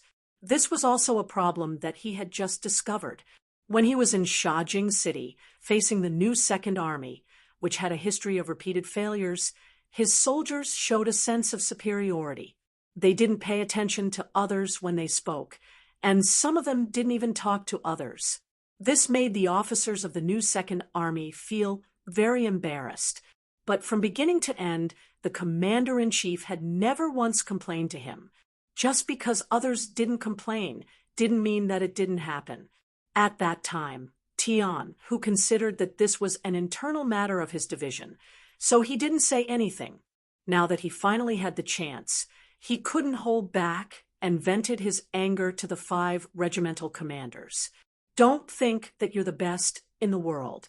What did we rely on to have our current achievements? It's our comrade in arms, the 6th young master, who gave us preferential policies. Think about it. When did we not choose first when there were good soldiers? When there were good equipment, we didn't use it first. When there were good horses, we didn't choose first. Even if there were good food and drinks, we were the first to choose first. With this kind of full protection, even if we didn't do it, there would still be others who would do it, and they might even do it well. Therefore, everything that we have now has absolutely nothing to do with our own efforts. You understand? Regimental commanders, go back and check yourselves. When you rest during the march, you'll start criticizing and self-criticizing activities. If there's anyone who doesn't have a deep enough understanding, you'll have to help them understand. If they don't change, they'll be kicked out of our 1st Cavalry Division. All right, there's no room for discussion on this matter.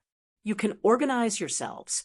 However, I'm going to do a spot check to see which regimental commanders didn't do well. I won't find trouble with the battalion commanders, company commanders, platoon commanders, squad leaders, or soldiers. I'll only find you regimental commanders. If you don't meet the standards, I'll consider requesting the 6th young master to transfer you out of the 1st Cavalry Division after the war. His words were ruthless. Directly transferring out of the 1st Cavalry Division was tantamount to cutting off his future path of advancement and hope. The regimental commanders, who originally didn't care much about it, immediately became more serious. Especially the 1st Regiment Commander Tae Mu and the 3rd Regiment Commander Hu Bo They were both uncouth men who didn't care much about this kind of ideological education. Just now, they were thinking of going through the process to get away with it. But now, they didn't dare to have such thoughts anymore.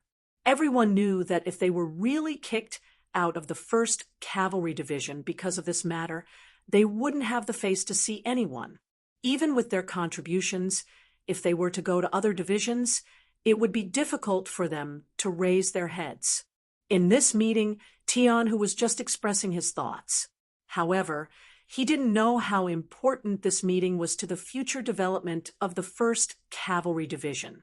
This was equivalent to making up for their biggest shortcoming, when courage and carefulness were combined, when courage and modesty were combined, when powerful combat strength and a strong heart complemented each other, they would become the most difficult opponent to defeat. During the Ming dynasty, Ili Belly was a part of the Chagatai Khanate of the Yuan dynasty. Crooked Thoughts became its first king. He moved his people west to the Ili River Valley, which is the current Yining region of Xinjiang, and changed the name to Ili Belly.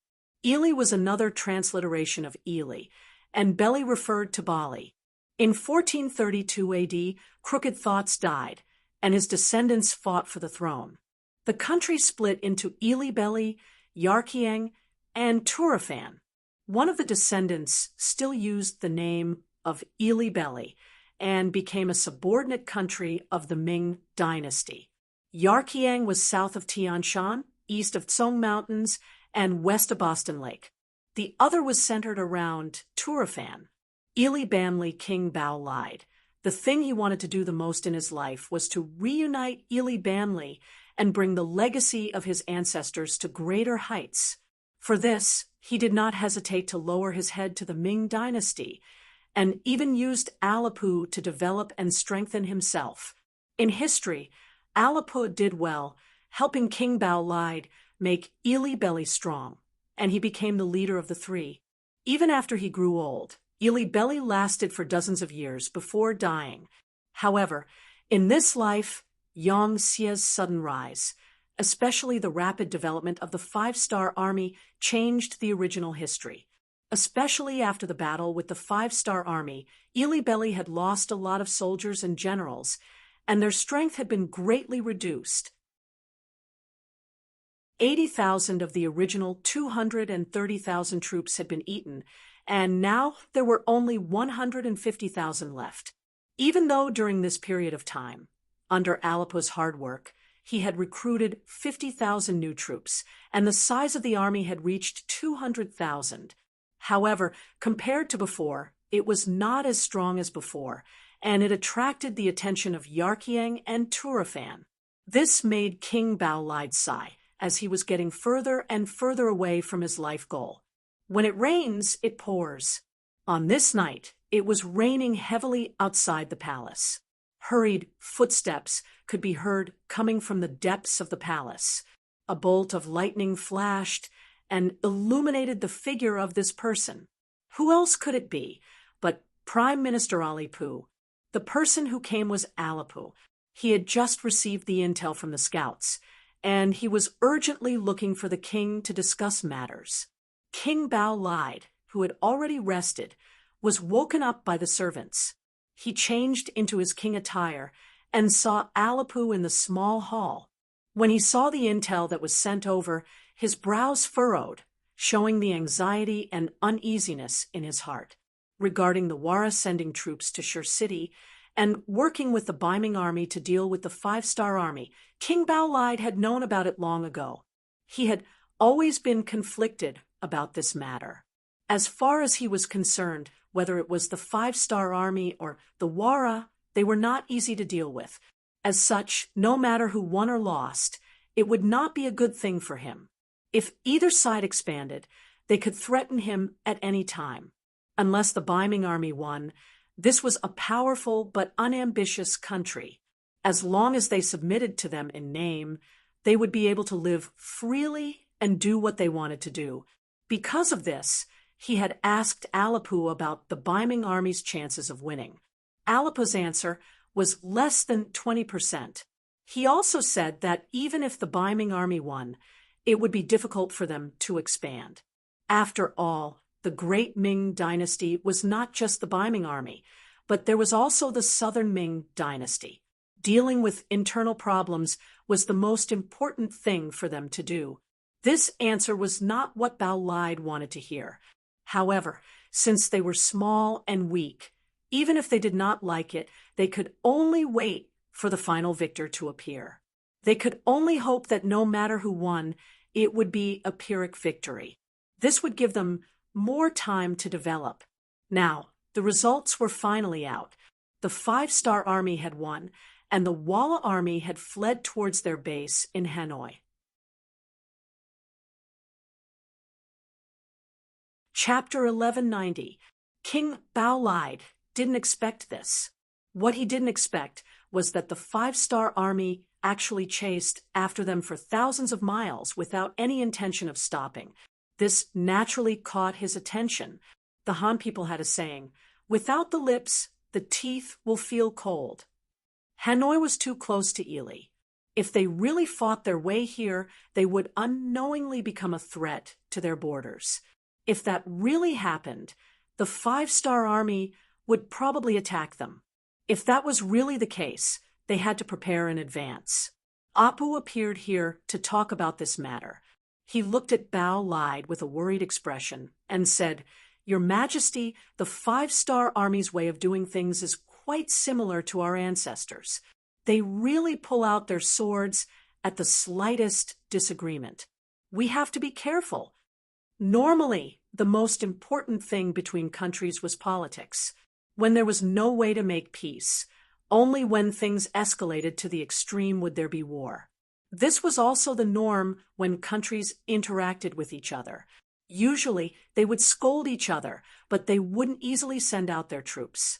That would be a sign of wasting people's money and causing the economy to deteriorate. Everyone understood this principle. However, it was still broken by someone. Just like the Mongolian Empire, they didn't reason with anyone. They just attacked. Often, when countries were still waiting for diplomatic communication, the Mongolian cavalry had already killed their way into the city. This was also one of the reasons why the Mongolian Empire was able to occupy so much territory in such a short period of time. After all, many people couldn't understand the way they attacked without saying anything. In comparison, the 5-star army was very similar.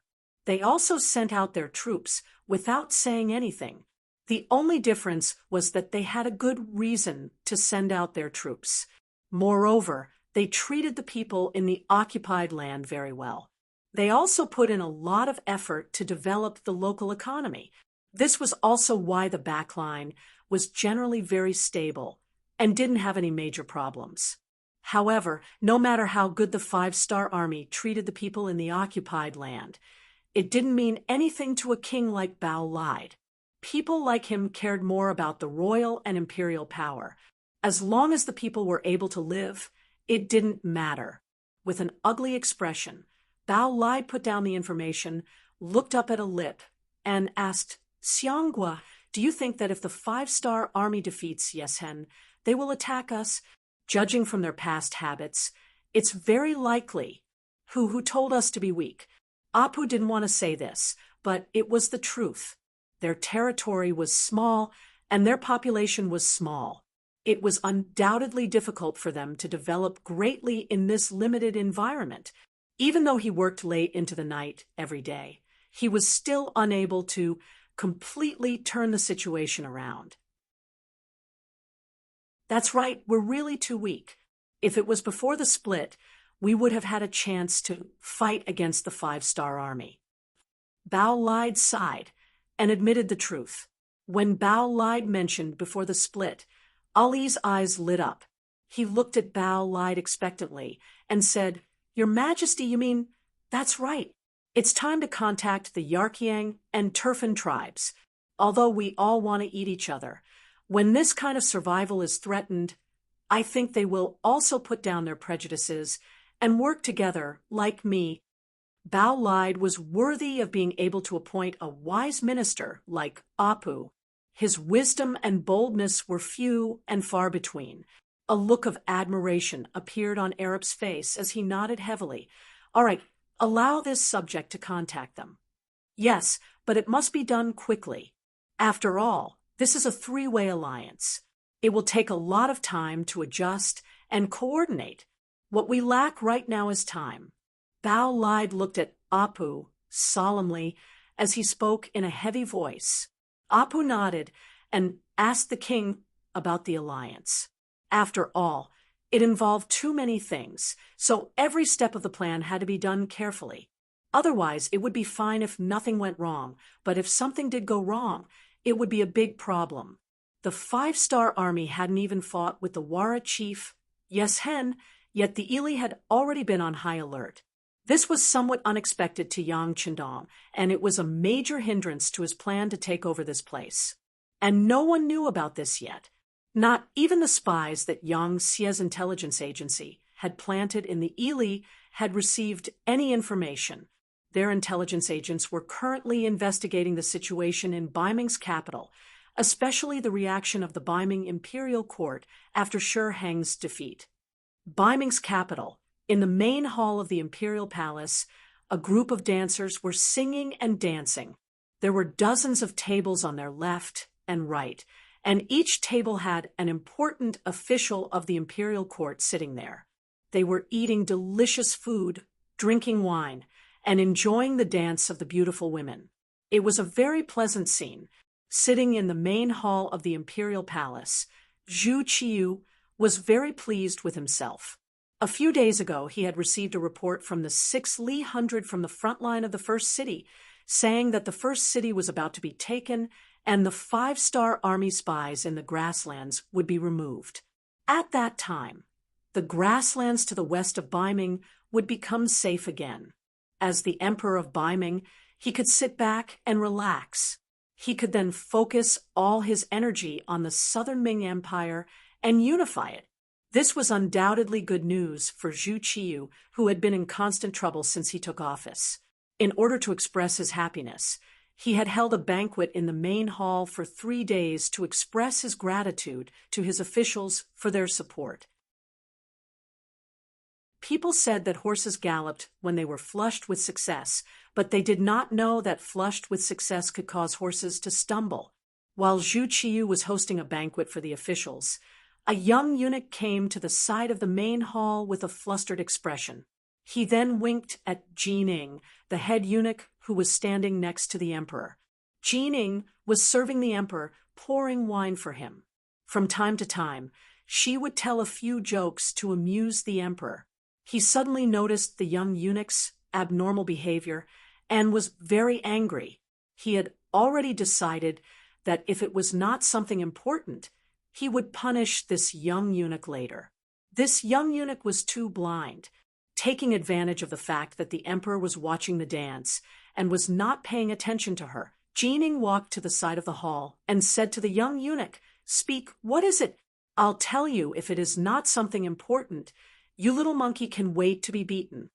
The young eunuch did not care about Jining's threat at all. With a nervous expression and a trembling voice, he said, "Chief eunuch, things are not good. Admiral Shi Heng's army has been defeated.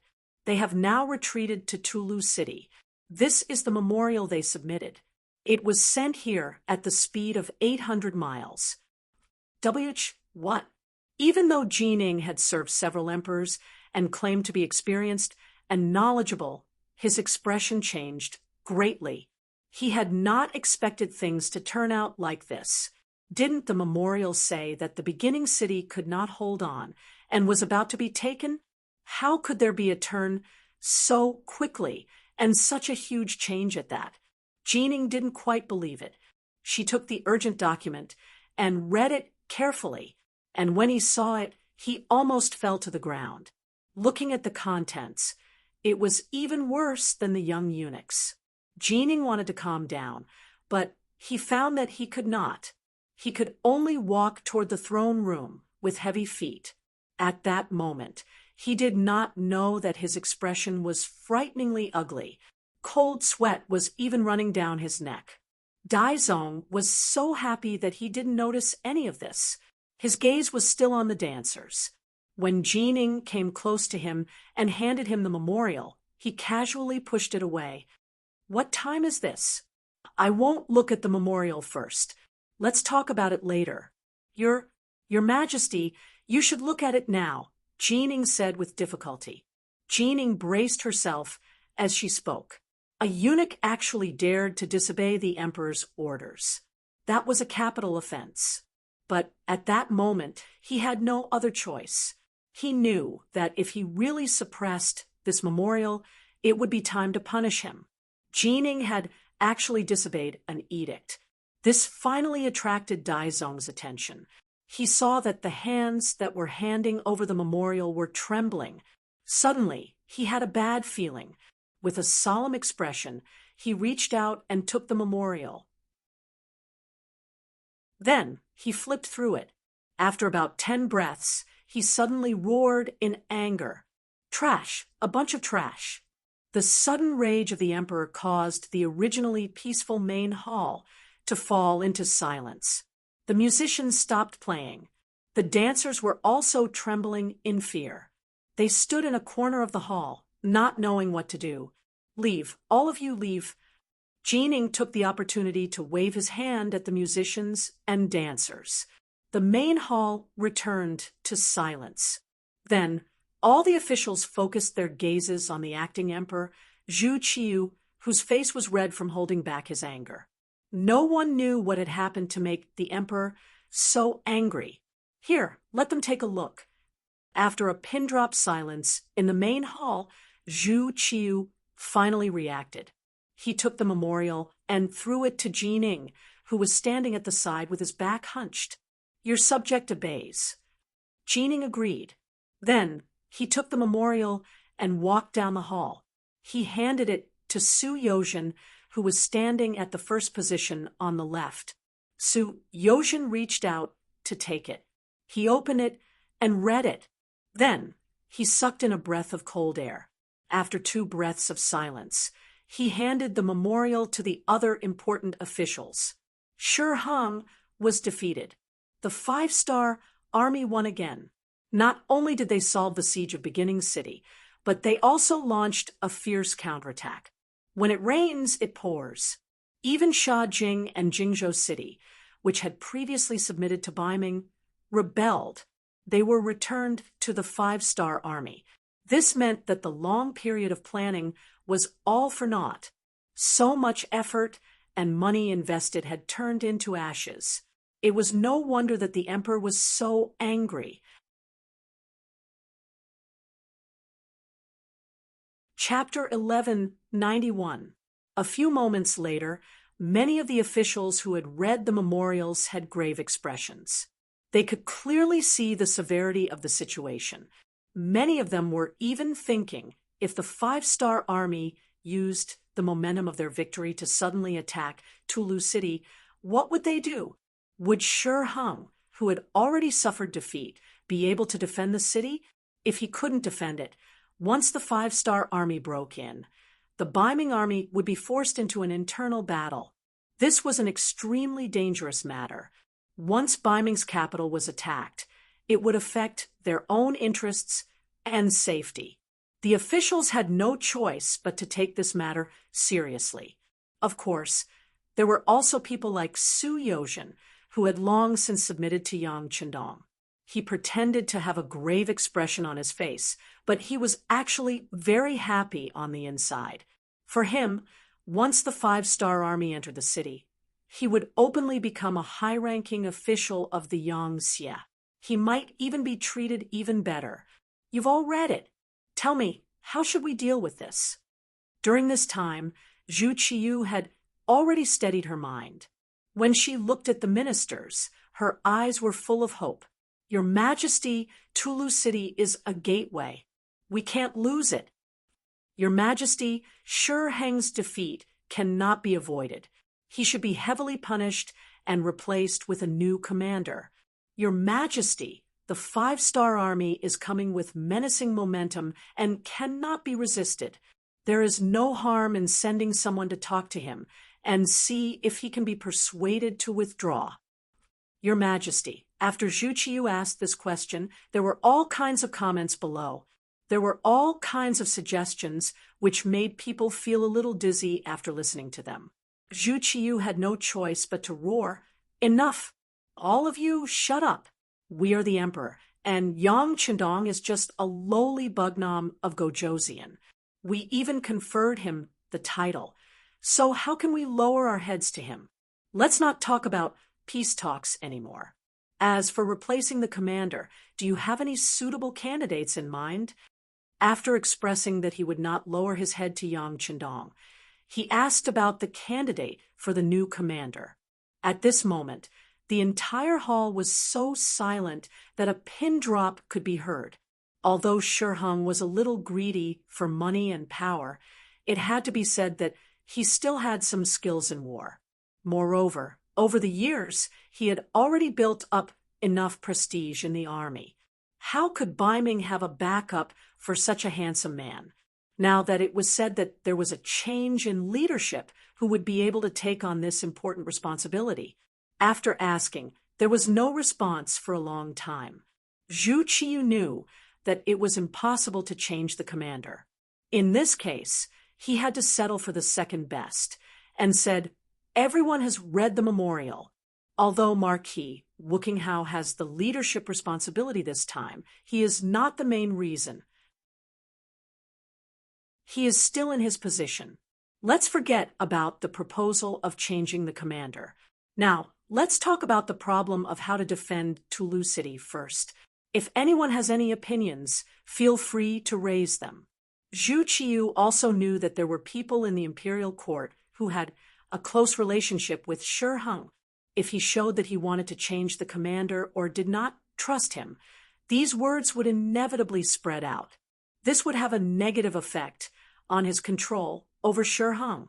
This was not what he wanted to see now. Naturally, they would be punished after losing the battle. However, how to punish them and when to punish them still needed to be discussed at length. At least in the current situation, they absolutely could not be punished. Not only that, they also needed to be rewarded to stabilize the people's hearts. This was the so-called way of using people. Send troops, a large number of reinforcements. Don't we have millions of soldiers in training? Pick some of the elites and send them to Tulu City. No matter what, we have to defend it. With the high walls and thick city walls, we can fight an offensive and defensive battle like the first city. As long as the battle lasts for a long time, with strong strength, the 5-star army will be defeated in the end. The Minister of War, Ming, stood up and put forward his own opinion. As the Minister of War, Ming's authority was even greater than that of the previous Minister of War. This was all because Bai Ming took on a large number of training troops to prepare for war. Anyway, he was very comfortable and proud as the Minister of War. Yes, Minister E is right.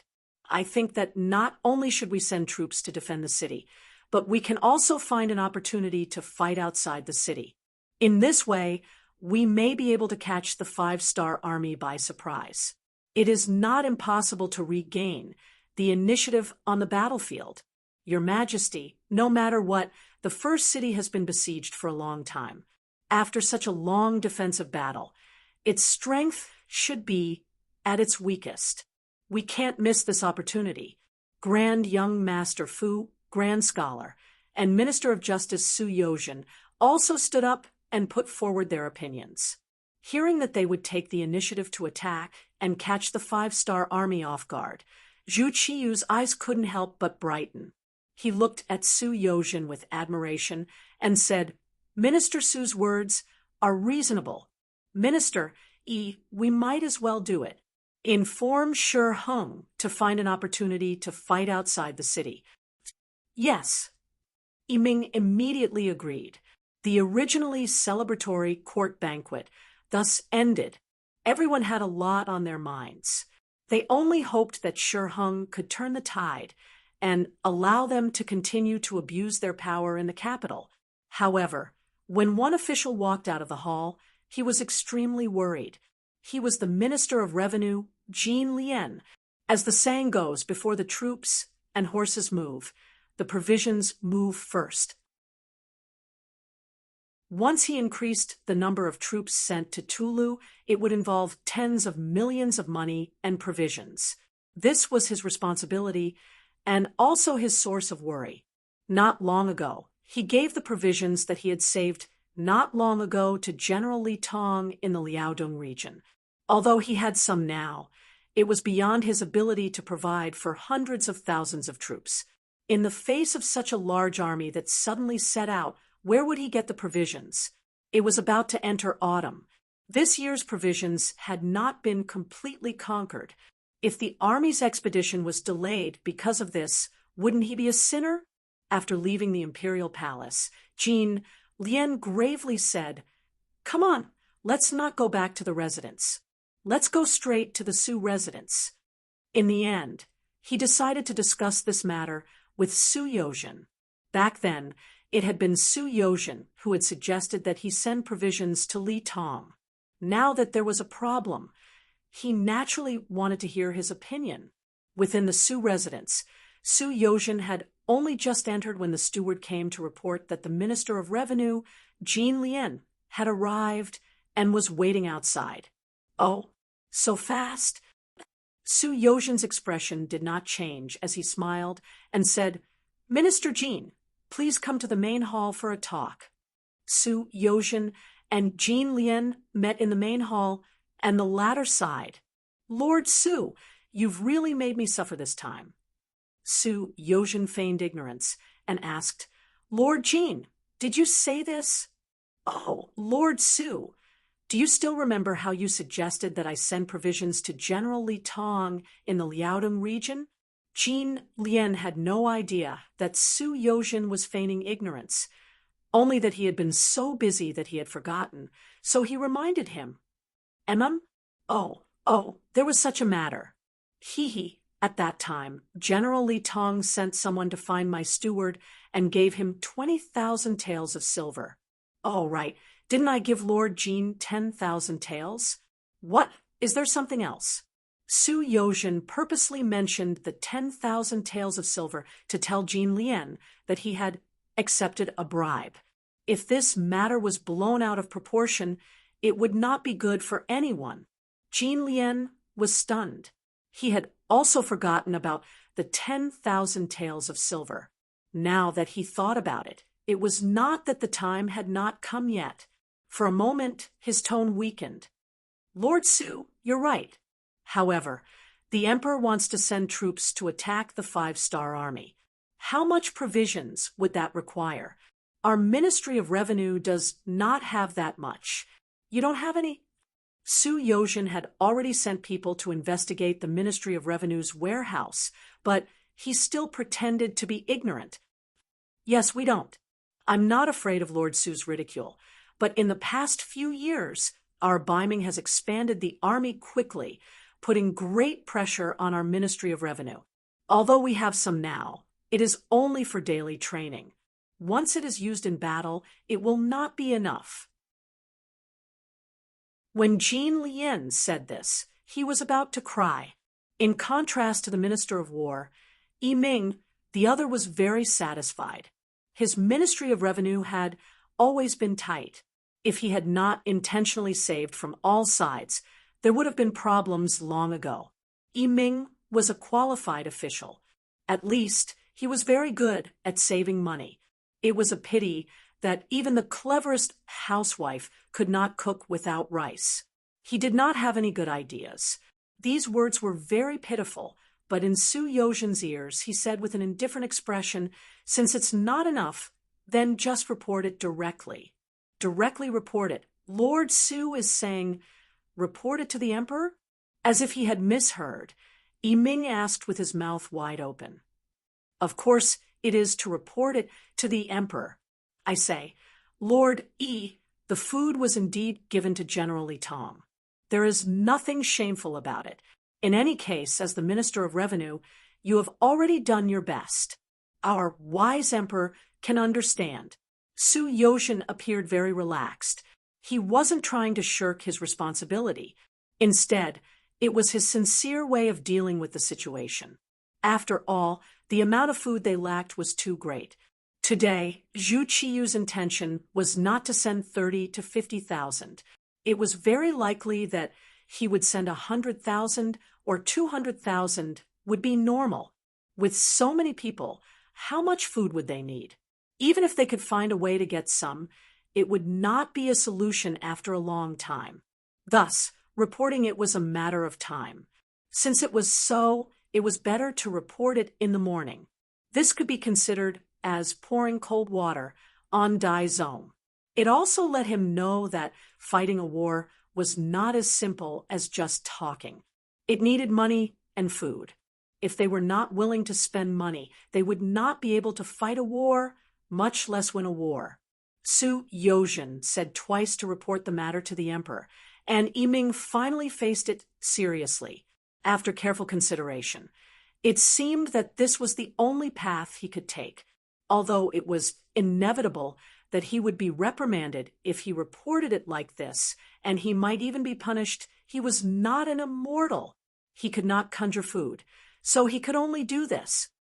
Well, Lord Su, I will report to the emperor tomorrow, but I will have to trouble Lord Su to help me beat the drum. Now, who doesn't know that the emperor relies on Lord Su very much? This time, you have to save me. Well said, well said. Tomorrow, I will meet the emperor with Lord E. It just so happens that I have something to report to the emperor. Su Yozhen nodded. He urgently needed to complete the task handed over by Yang Qindong, so he had to get the first-hand information. If he could go with Ming, he would owe him a favor and get the information. Wouldn't it be the best of both worlds? You're tuning in to the Mystic Fist YouTube channel. Don't forget to subscribe and join us on this journey to catch the most captivating stories.